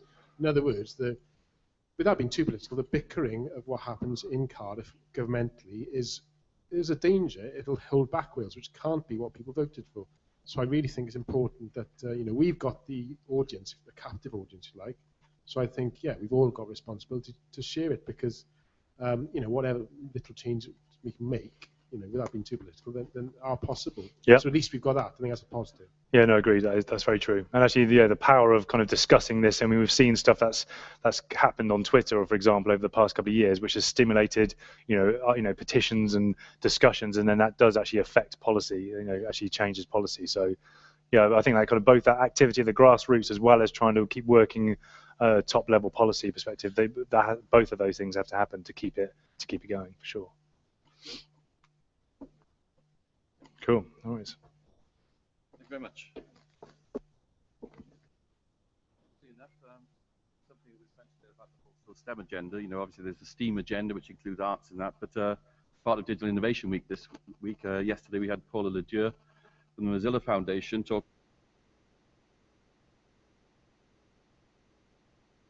maths, engineering and drama, so expanding ever more that idea of the core agenda out into creativity, out into what we would have called the arts, I guess, rather than the sciences. So we are trying to draw those threads together during the week as a matter of interest. Many thanks to Tom for taking part, and particularly for taking part at very short notice. So his usual positive and controversial self. So thank you for that,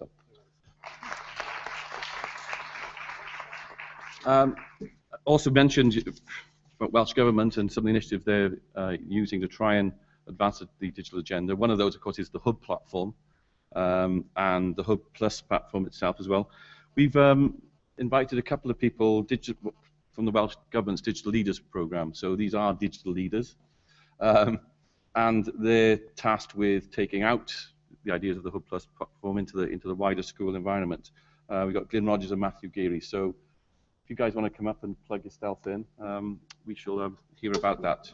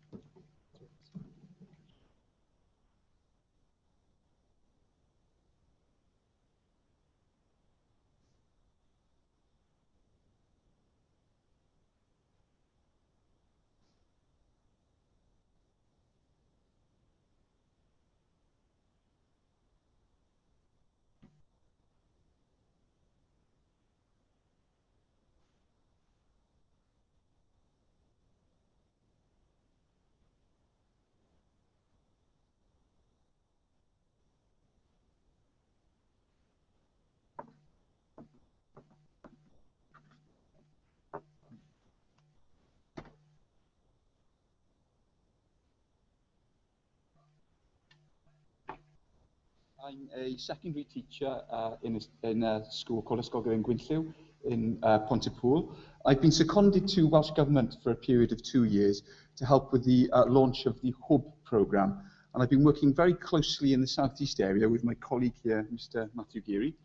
I think it's pronounced da now. My name is Matthew Geary, and whereas Glyn is a secondary teacher, I'm a primary teacher with some experience with advisory work in Monmouthshire.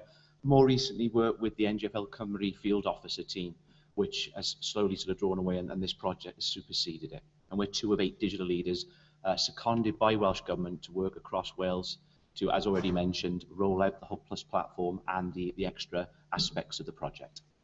Yes, so we'll be giving you a Hwb and Hwb Plus programme introduction and update today, and then we'll hand over to our the professionals of the group in front of us here from Carrigston Primary School, who will demonstrate what they've been doing with the Big Learning Company.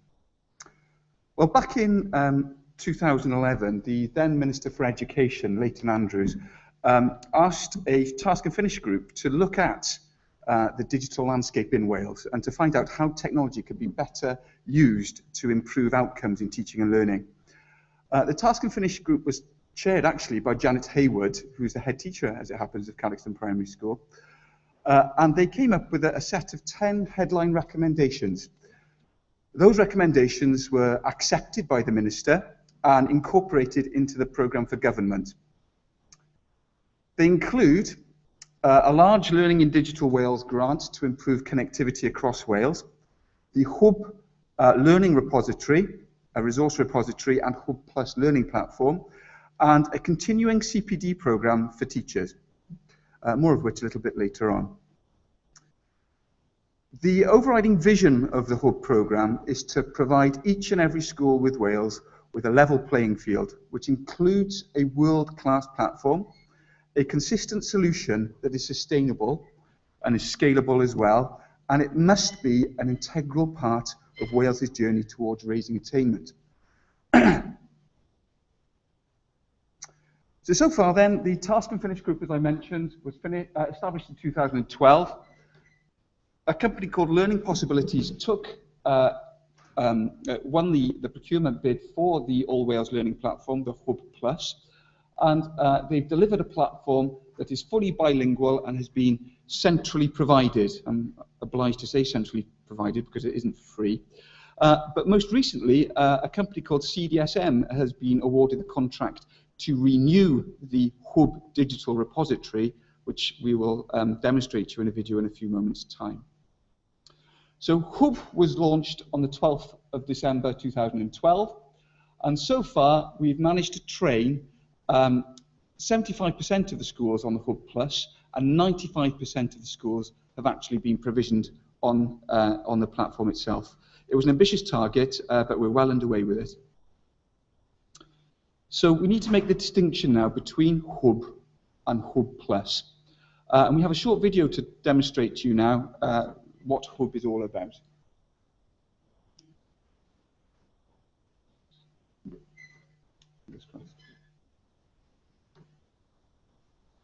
Welcome to Hwb, the All Wales Learning Platform.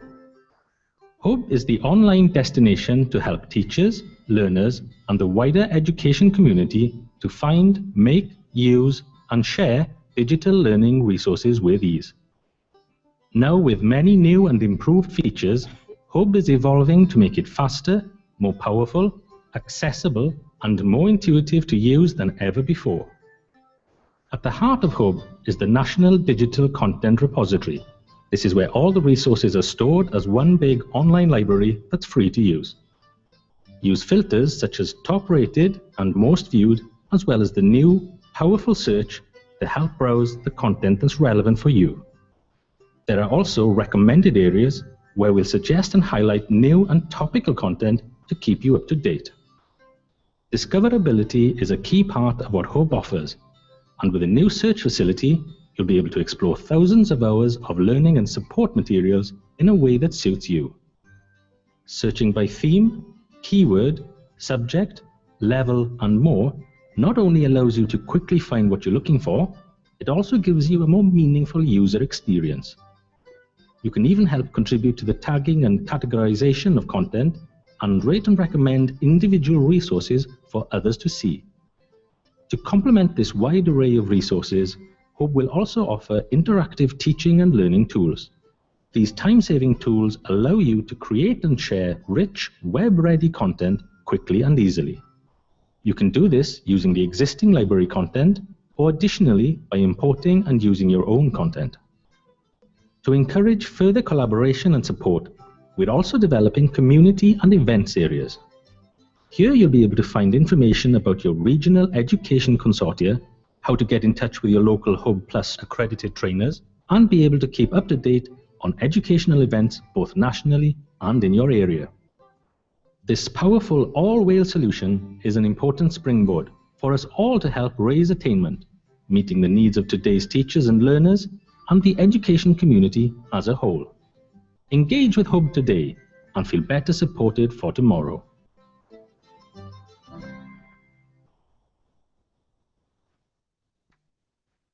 Okay, we're really excited about this, and it's sort of a clear sign of a project that is sustainable and scalable and is moving with the times, quite organic. Currently, if you went onto the Hub public access site with a national digital content repository, it's quite a simple site. We're currently housing all of the 80,000 NGFL Cymru resources that have been brought across from that original site. It's very much a one-way approach. You go and take the stuff you want. And as you've seen from the video there of the sort of the new version 2, the reboot of the Hub public site, which has been showcased for the first time today and will be available to all schools from September, not just allows teachers to come and take the content, but allows them to upload content, to share the content, to tag the content. It allows them to pool the content together, share it with their own content, and pretty much build their own playlist from scratch using the knowledge tree, the bank of content that's available. And again, to all schools across Wales, across all the phases. So really exciting time. And a great place for teachers to start sharing the content that they generate. Just another quick screen grab of how it will look. For us, the main difference as digital leaders going into schools is rather than showing this as a side thing where you can go and get some content, we can now direct teachers and pupils here as their way in to Hub and Hub Plus in general. You can see in the top right-hand corner, there's a login area that will not only take them to that content bank, but it'll also take them to a range of additional online content materials to develop further bits and pieces for this for their classes, but also gives them their way into their Hub Plus site. This site will also contain all of the upcoming e-safety resources. We've just put another contract in place with the South West Grid for Learning, and they're creating content fully bilingual to support e-safety at all levels within schools. So again, all that information updates will be there. Hub Meets, Teach Meets, anything to do with ICT within education will be able to be accessed from this one site. This idea of the one-stop shop, the portal, the hub into all things online. Okay, so that's Hub, that's the public access. Hub Plus is slightly different. This is the All Wales Learning Platform. It's a virtual learning environment for every school in Wales, regardless of size and regardless of position. It enables all schools to start off on the right foot, to have the same set of tools and materials from the off, whether or not they're a ICT-rich school, or whether or not they're a school currently looking at revising and remodeling their ICT provision. Everyone can access this as long as they've got connection to the internet, which is where the DIWW grant feeds into the project, and they've got a device. Password protected online areas for teachers and pupils to use in school or out of school. The LP product chosen specifically because of its ability to run on a range of devices, browsers and platforms. Again, within the Hub Plus secure area, there are opportunities to share resources. And the big thing for us in the project is this idea of collaboration, because everyone starts with the same tool. They'll start with their own virtual walled gardens, but doors can be put into those gardens. And so schools can work not just within their school, between classes, but between schools, within clusters, within regions, or even either ends of Wales, north, south, east, or west. And again, a big driver for us through all of this is supporting the literacy and numeracy framework, a statutory requirement for schools in Wales, and closing the gap between poverty and attainment.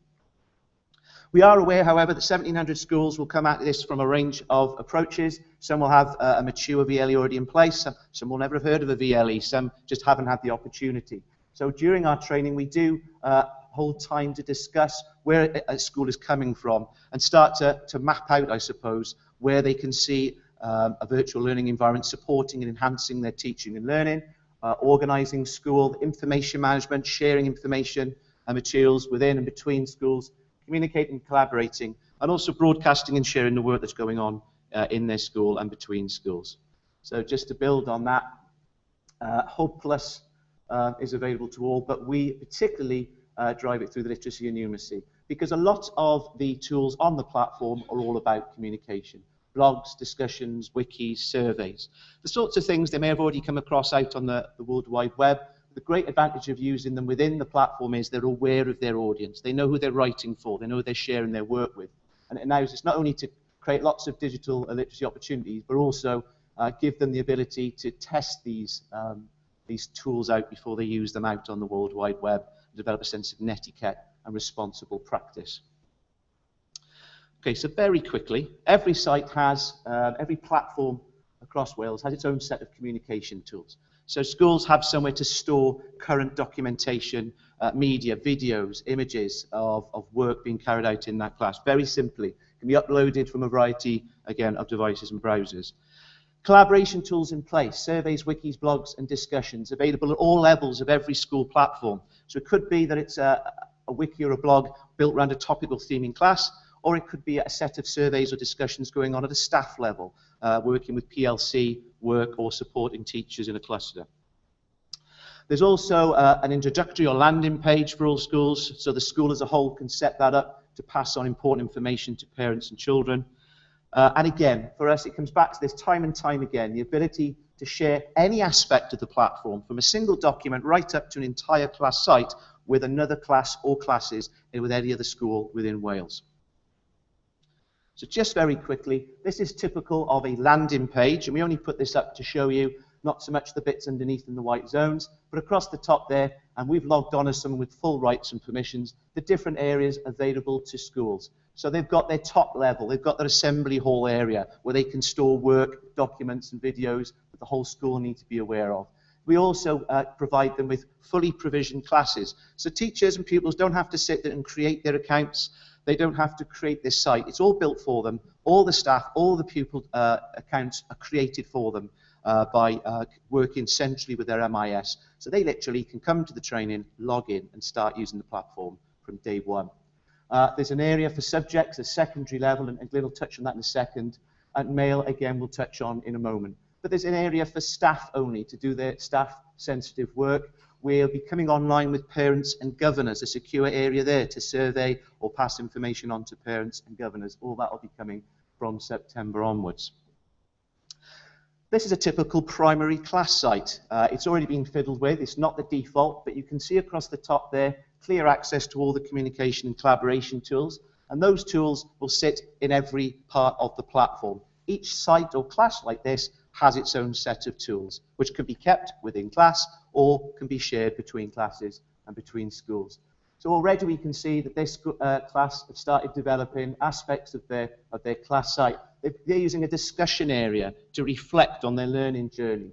They're taking ownership of the blog and blogging the sorts of things they get up to on a day-to-day basis, using mobile devices, so for instance iPads in this situation, to add the blog posts, to upload at that point the photos and videos that they take.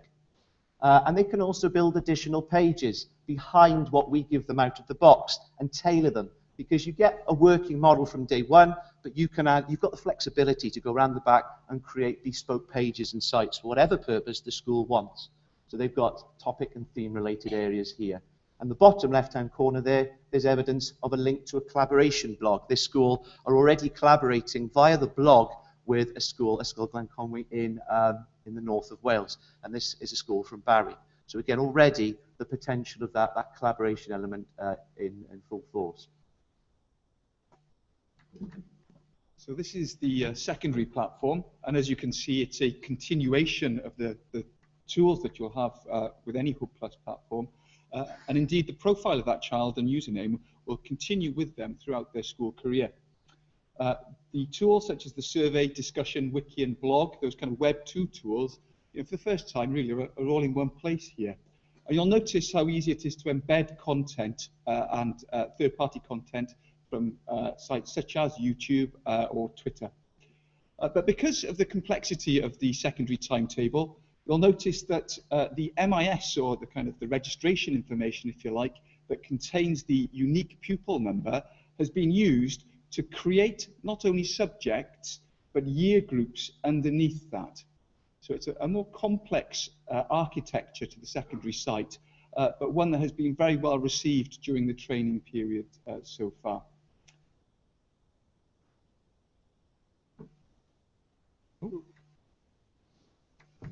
Jumped a bit too far, I think. Bear with us. Nearly at the end. Nearly there. In addition to the Hub Plus learning platform itself, the Minister has approved the use of Office 365 within Hub Plus, which means that each individual user, and that includes pupils, will have their own email account that the Welsh Government are looking into. At the moment, it's an open account, but Welsh Government are very much proactive in looking at the ability to maintain that within the school boundaries if schools wish to do that. Learners will also have access to cloud-based storage and the Wave 15 web apps, which are a very useful and powerful tool and a way of creating Excel documents, Word documents, OneNote within the cloud on any device. Teachers have the additional facility of being able to access an address book of every other provisioned user within Wales to facilitate PLCs, professional learning communities, and wider collaboration. I was particularly excited about that as a Welsh medium teacher because we do geographically have to work quite separately at times, and it would be really great to be able to set up these PLCs and to be able to cydweithio, collaborate with other Welsh medium schools in a much easier way. In addition to that, of course, as I mentioned, the pupils have a cloud storage facility, which at the moment is 75 gigs, and teachers get that as well, but it is due to be upgraded to 1 terabyte in the near future. So to summarise then, the Hub project, in my eyes at least, is a very exciting one with a number of key components to them. The Hub Plus learning platform, which resides behind a username and password and identifies children based on their MIS or registration data.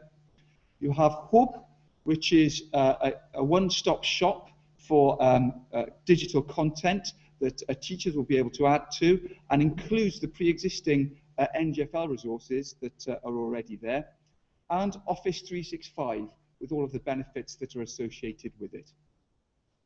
And that concludes the presentation. Diolch yn fawr iawn I chi am wrando. Thank you very much for listening. As we are rolling out the training program, we have been tweeting and we've been using the hashtag HubDysgu, so please feel free to have a look at that hashtag at any time.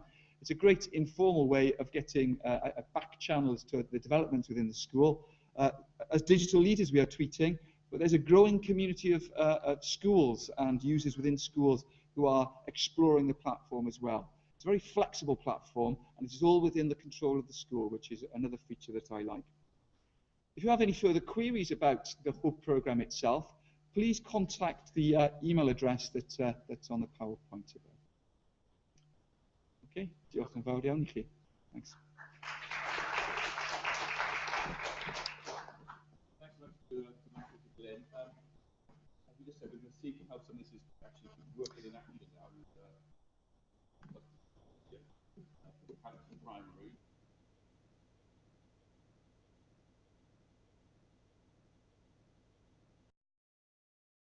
Involved as well, so I don't know how you're going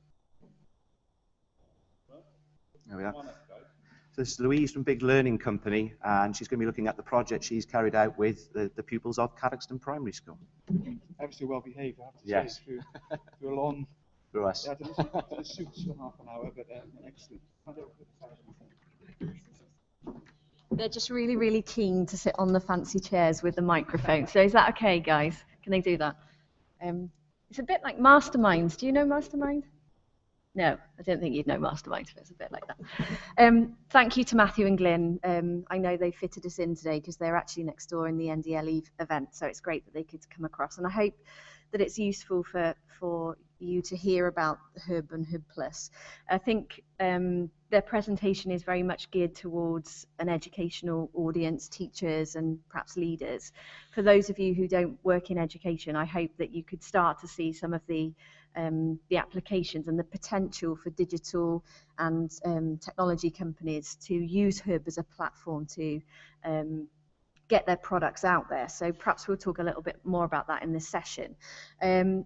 As Glyn said, I'm Louise Harris from Big Learning Company, and we work closely with schools right across the country to do some of the things that Glyn and Matthew were just talking about. So we help schools set up PLCs, we help them set up community and cluster groups where they can work together to try and accelerate their learning. And one of the things that we've done this with is Hub Plus, and the guys I've got here today from Cadoxton Primary are experts in Hub Plus, and they're going to talk to you a little bit about it. Why do we do this? Well, we're very lucky at Big Learning to be able to sit across a number of different sectors, and I heard some of you here today talking about that being a beneficial position. It can be tricky sometimes, but it does allow us to see. I'm a teacher myself and have worked as a leader also in schools, so I understand it from an education perspective, but also working out in the digital and creative sector. Marrying those two things together is an interesting place to be. I guess that's why you're all here today, or I'm hoping that's why you're here today. So we're going to talk a little bit about Hub Plus. One of the projects that we're running at the moment, the PLC, a professional learning community, is with 14 schools in the Barry cluster. And I think Glyn and Matthew were just showing you some Barry Island.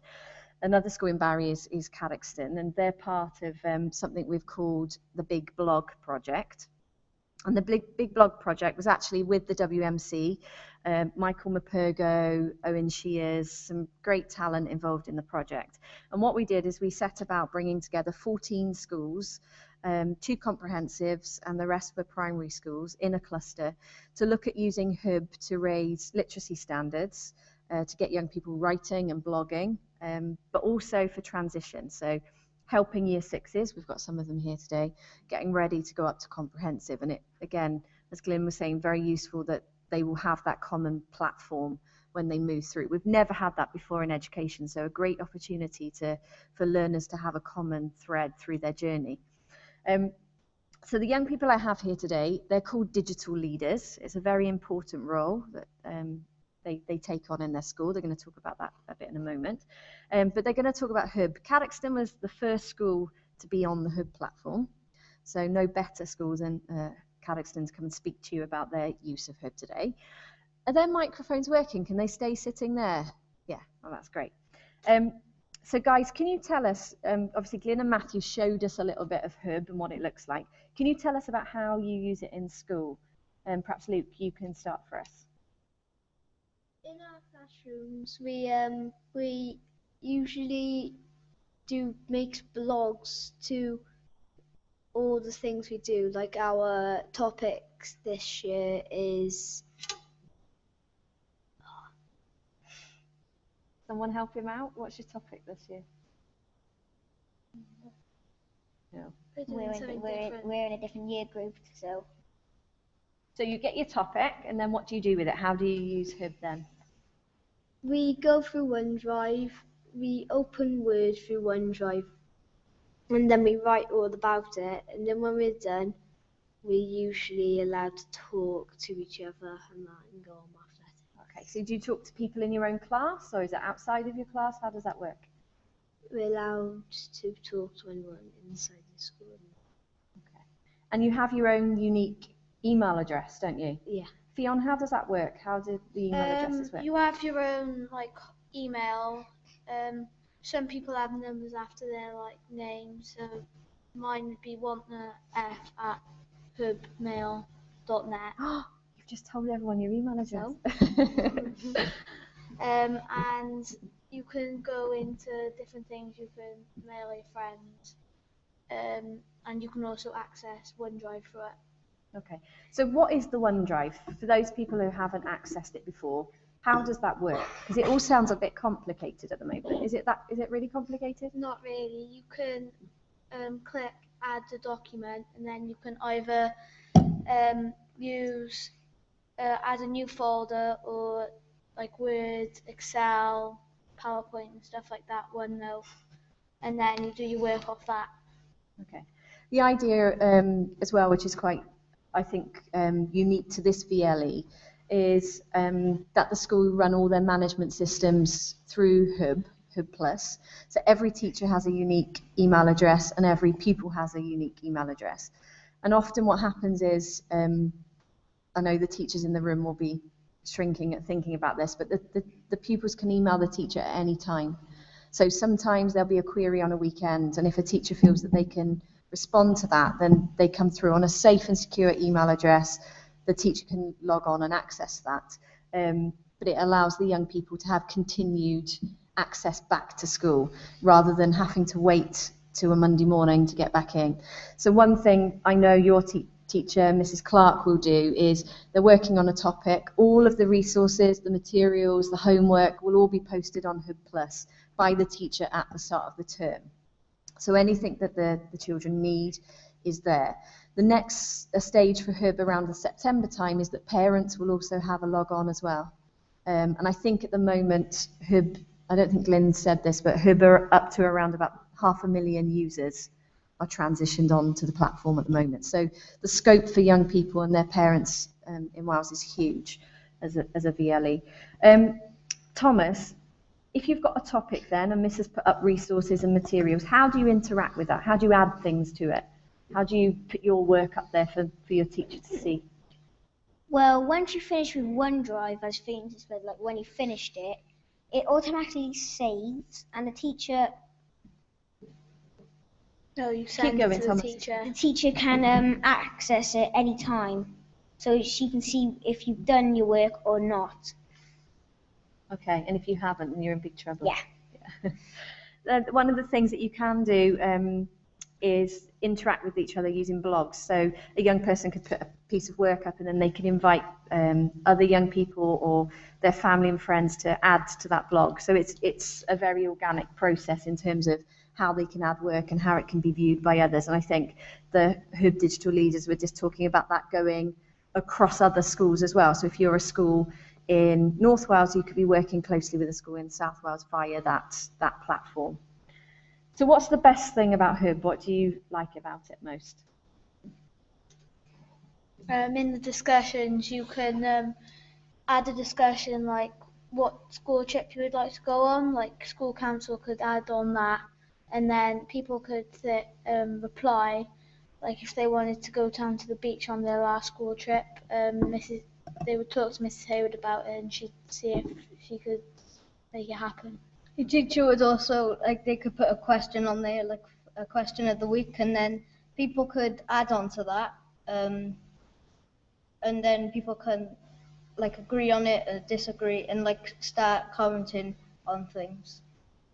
Okay, so a real open forum for people to add things. What do you think it'll be like when your parents get on? Is that going to change how you use the platform, do you think? A bit, because they usually use emails and that. They might do it for the, like, email the teachers, like, are they actually going on this trip, where they go in, if it's a surprise trip, and that.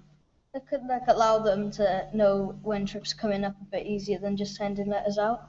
Yeah. Because sometimes the letters get, like, ripped up and things. You wouldn't do that, would you? And now we send most emails about trips on Hub. There's no excuses like my dog ate it or I lost it. Dog ate my homework. You can't say that anymore. Because it's all on Hub. Okay, yeah, Miss puts like a bit of, like, you've got to research something and then email her about it, and like so facts about the World Cup and stuff. So the next step for Hub, which I think Glyn and Matthew were just talking about, is the content that's going to be going onto that platform and also onto Hub, which will be available for all teachers to access.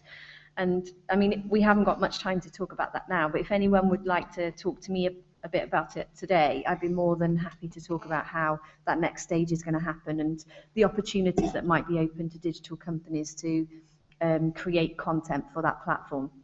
Of course, very exciting when you think you could be getting to every child in Wales with a piece of content that you create. So quite an exciting future, I think, for Hub Plus. The last thing the guys wanted to show you, Fion's just adjusting her microphone, because I think this leads very nicely into our next speaker, Neil Roberts, who's going to talk a little about the Lego work in his school, is a project that the guys did using Hub, which was a piece of Lego research. Shall I get it up for you, and then perhaps you could talk about it? Yeah?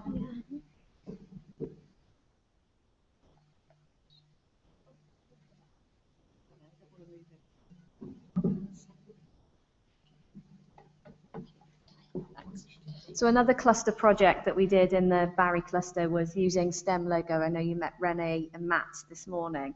So because Lego can be quite costly, especially the robotics elements of it, we worked with 3 schools in the first instance, Cadoxton was one of them, to procure the Lego, buy the Lego between the schools, and then we run it as a cluster project. So there were 3 tiers of the Lego. I know Neil's going to talk about Mindstorms, but 3 different tiers of the Lego, and then each term the Lego moved around the different schools.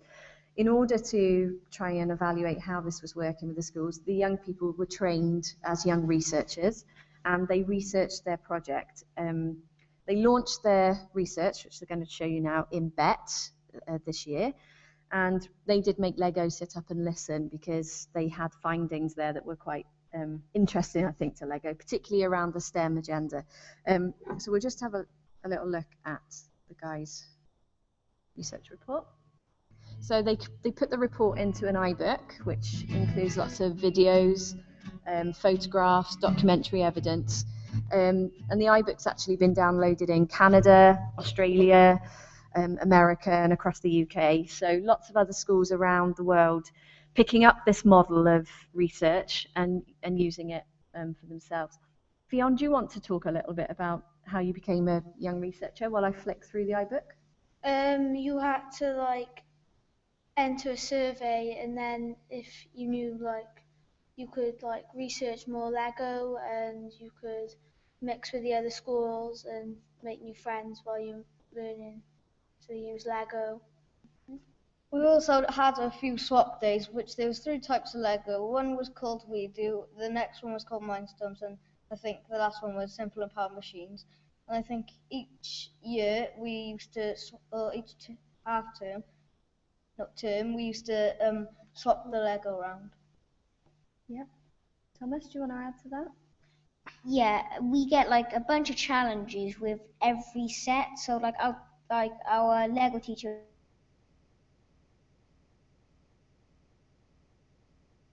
up or downstairs or anything like that. So like with Mindstorms, you know, you got the big robot going all over the place, and you know he's going upstairs everywhere. Okay, but you've got to make that happen. You've got to program the robot. What language?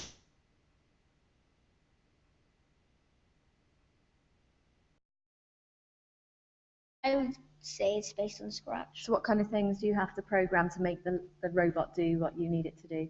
It's like a program on the computer. There's different like programming squares. There's like speed, movement, there's sensors, there's loads of different types of like options on there.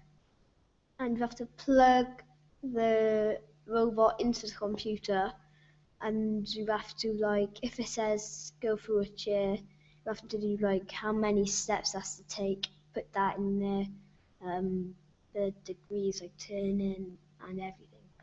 Okay, so it's quite complex, and the different levels take you through the different challenges. So these were the recommendations that the young people made in their research, and they worked with university researchers, but they did all of the research themselves. So everything you see here was created by the young people themselves. So these were the recommendations. It's glitching a little bit. Recommendation 1 was online video tutorials. So rather than the pictorial instructions that you would usually get with Lego, the young people were saying, well, actually, we just want to Google or YouTube a 60-second, this is how you do it. What happens if I don't put a grey brick there? If I put a pink brick there, what will happen? Is that on YouTube? Can I look and find it? If it's not, the young people have started creating those themselves, which is really exciting. STEM Lego for all. This was a really interesting finding because many of the boys saw STEM Lego as an engineering an engineering task and could see careers and a future in engineering. Very few of the girls, even though they loved the Lego, and I'm looking at Fionn because she's our only girl here, loved the Lego, loved the interactive nature of it, but didn't put that together with a career in engineering. So we went back to Lego and said, right, we want something done about this. Interesting learning activities, learning like this in a group rather than one school working on its own, clustering together was something that the young people identified themselves as being highly impactful. And then listening to learners, of course, very important. So the young people have put this together here in an iBook. It is downloadable from the iTunes store, and we can share this with you if you'd like to download it and read it when you have some time to download it. Guys, do you want to add anything else to just saying perhaps what's been the best thing about your Lego project? That it can help us in the future, like if we want, and it's better when you get a mix with other people than schools. I mean, before we had to go down our sports hall to do, well, loads of Lego leaders from loads of different other schools was there, and we had to do loads of challenges. Okay.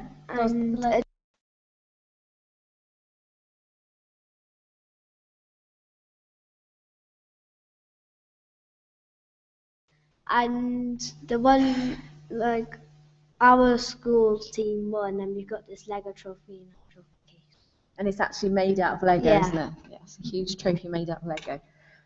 You can see from the iBook as well that they documented the whole process. For any school wanting to pick up this, they could just pick it up and use the model exactly. So there's lots of embedded videos that young people have made of how they've done that. Has anyone got any questions for the young people while we have them here? We should have one, I think, hopefully, so that they feel they've taken a question from the floor. Anyone got any questions? What's it like sitting in the seats up there? Comfy. Is it good? Yeah. Yeah, worth coming today. Should we give them a big round of applause? I think they've done really well.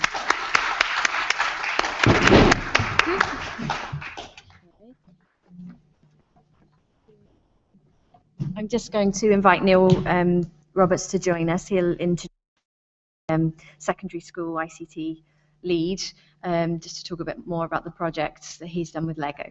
Thanks.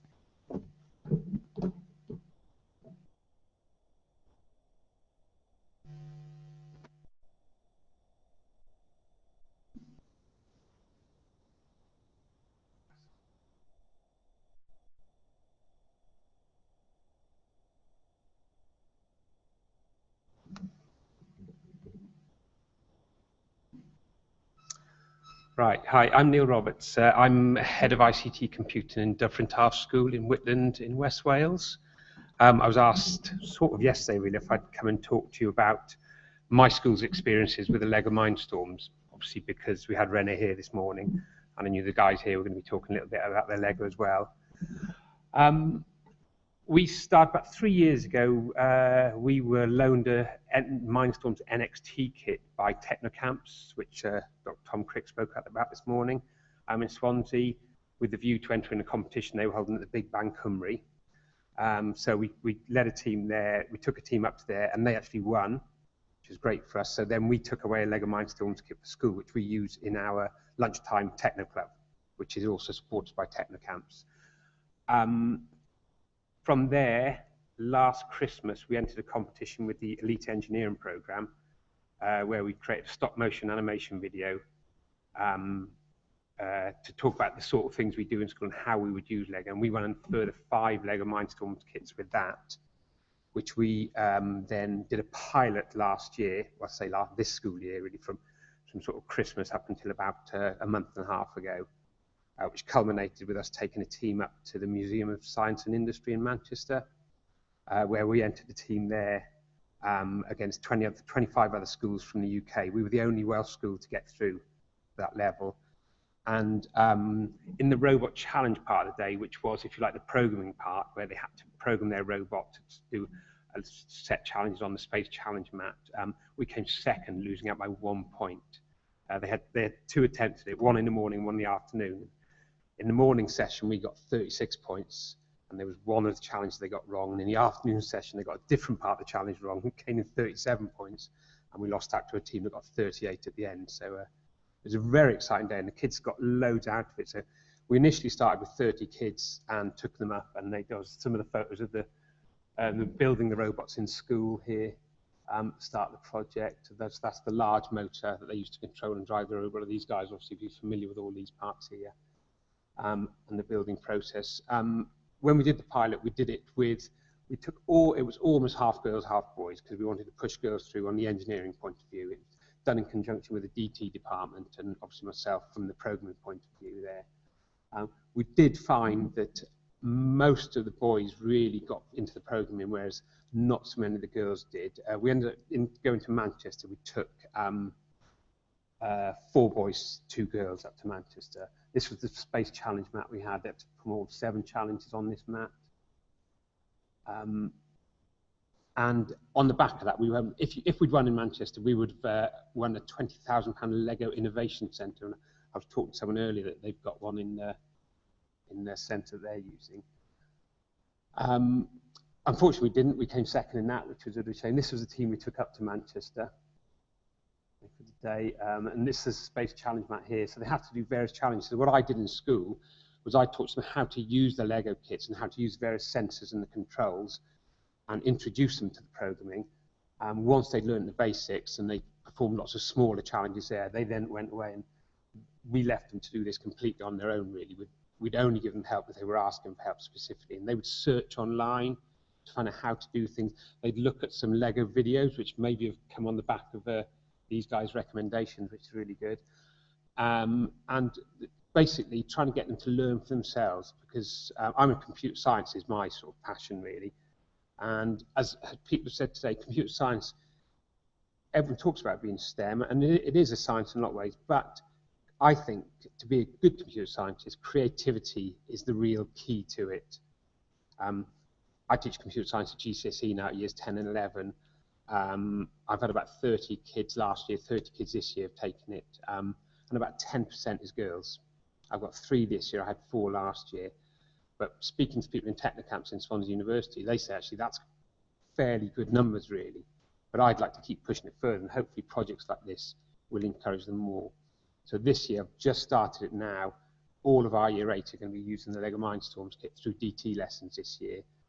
And hopefully, so far, we've done about 3 or 4 weeks of it now, the girls are feeling a lot more involved. And what I've tried this time is putting a group of girls together on their own rather than mix them into a boys' team, so they're not getting left behind, so they're having to take on things off their own back and make sure that they've got to take responsibility and they've got to try and do it themselves, because it's not going to be a boy who says, oh, I want to do that, I'll do the programming. You can do the research task. And so far, they're taking to it really well. There's one slide, there's a video at the end of this, which is just my team's Lego entries, their actual Lego challenge, the video that they did up in Manchester, had to do that. So as a school, we're just really hoping that we can just take this further and get more girls interested in STEM subjects, but also to make them realise, which I've certainly seen for my GCSE classes, that we generally find that girls are far more creative than boys. Not always, but often they are, which actually makes them very good computer scientists, because you've got to have a good imagination, you've got to be creative to be a computer scientist. You need to teach them the skills they need to do these things, and Scratch was mentioned earlier, and Lego is, I don't think it's based on Scratch, but it's a similar idea, which is block programming, where they just drag the instructions in. They don't have any problems with misspelling things and stuff like that. Scratch is very good because everything sort of links together. Legos are actually a bit more difficult because there's a lot more control. You've got to control all the sensors and read the information from them. So it's certainly a good project for us, and we're hoping to take it further and perhaps get some more Lego kit in year on year. We also, when we went to Manchester, they had to do they had a 20-minute. They didn't know what we were going to do, but they were given one of the story. Is it storybook? Story starter kits. That's it. And they had to tell their story of their Lego Mindstorms journey from the start to finish.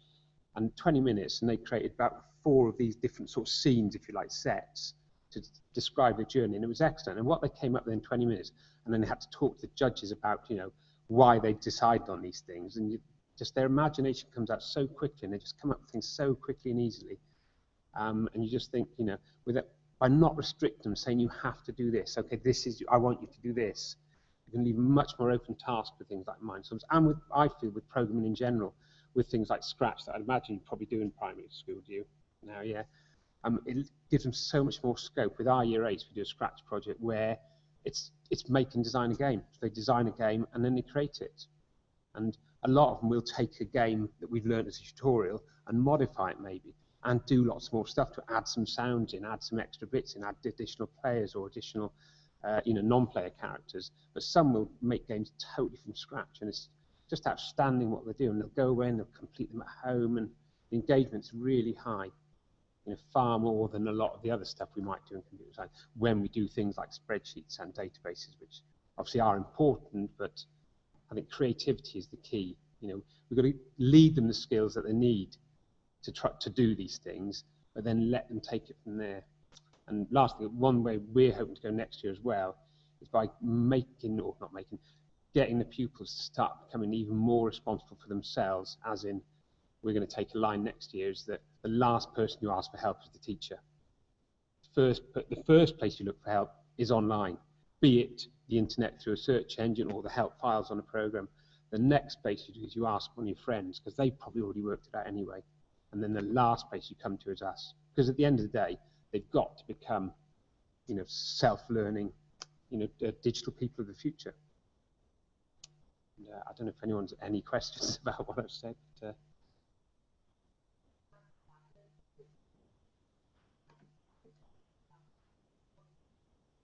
digital leaders here do something which they call 3 before me. So it works really well in the classroom. So you say, the teacher will say, you have to ask 3 peers or find 3 sources to find your answer before you ask me as the teacher. Yeah. So quite often the digital leaders will be pulled in to answer those questions. Right. But you will quite often see the teacher with their hand out, 3 before me. So it does work really well, doesn't it?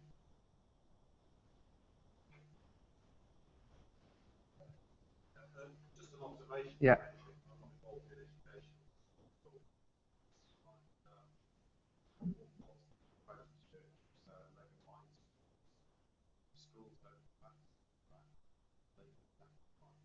I don't think so. I mean, there's so many free things out there, like Scratch, for example, or you can use things like Arduinos or Raspberry Pis to very cheaply make a robot for probably 1/10 of the price of a Lego Mindstorms.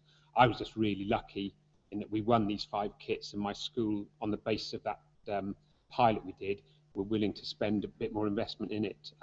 So I think we were just lucky on that. And I was invited here today, but I think because Rennie was going to be here this morning, these guys were, I was sort of like, can you just come and just give a brief bit about what you've done?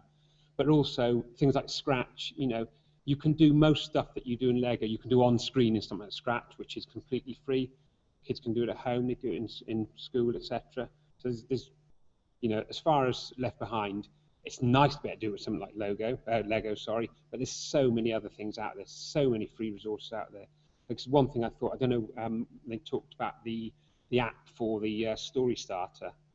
Now, I don't know whether that's a pay app or not, but my first thing I thought anyway was the fact that really that should be a web-based program.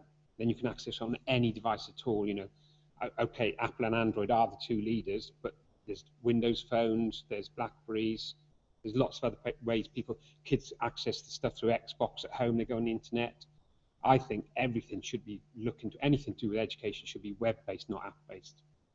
My view on that sort of line, and it just opens up the opportunity to everyone to have the availability for things. And well, I say everyone, not everyone's got web access at home, obviously, but a far greater number of people have got access then.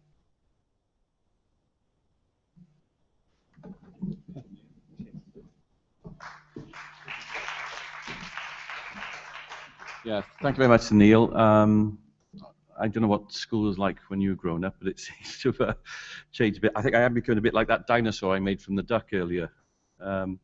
Thanks to Cadoxton for coming along, Cadoxton Primary. I must declare an interest here. This is coincidental because I wasn't meant to be chairing this session. This would have been Hugh Marshall from S4C, but I am a governor at Cadoxton School, so I do know some of these guys very well.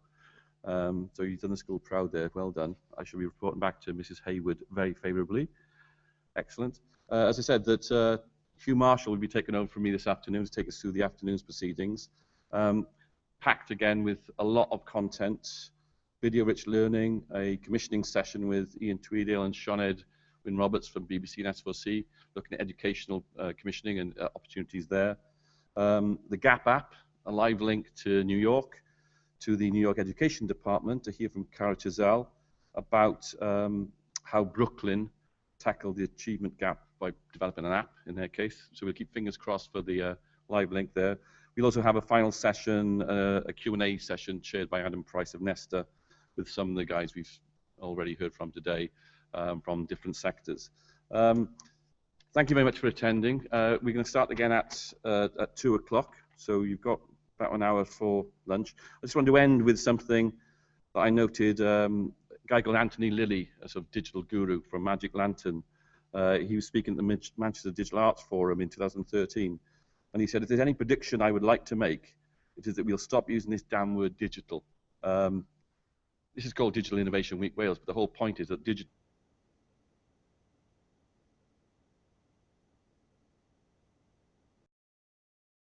So hopefully you take away a few thoughts on that from this morning. See you all at 2 o'clock.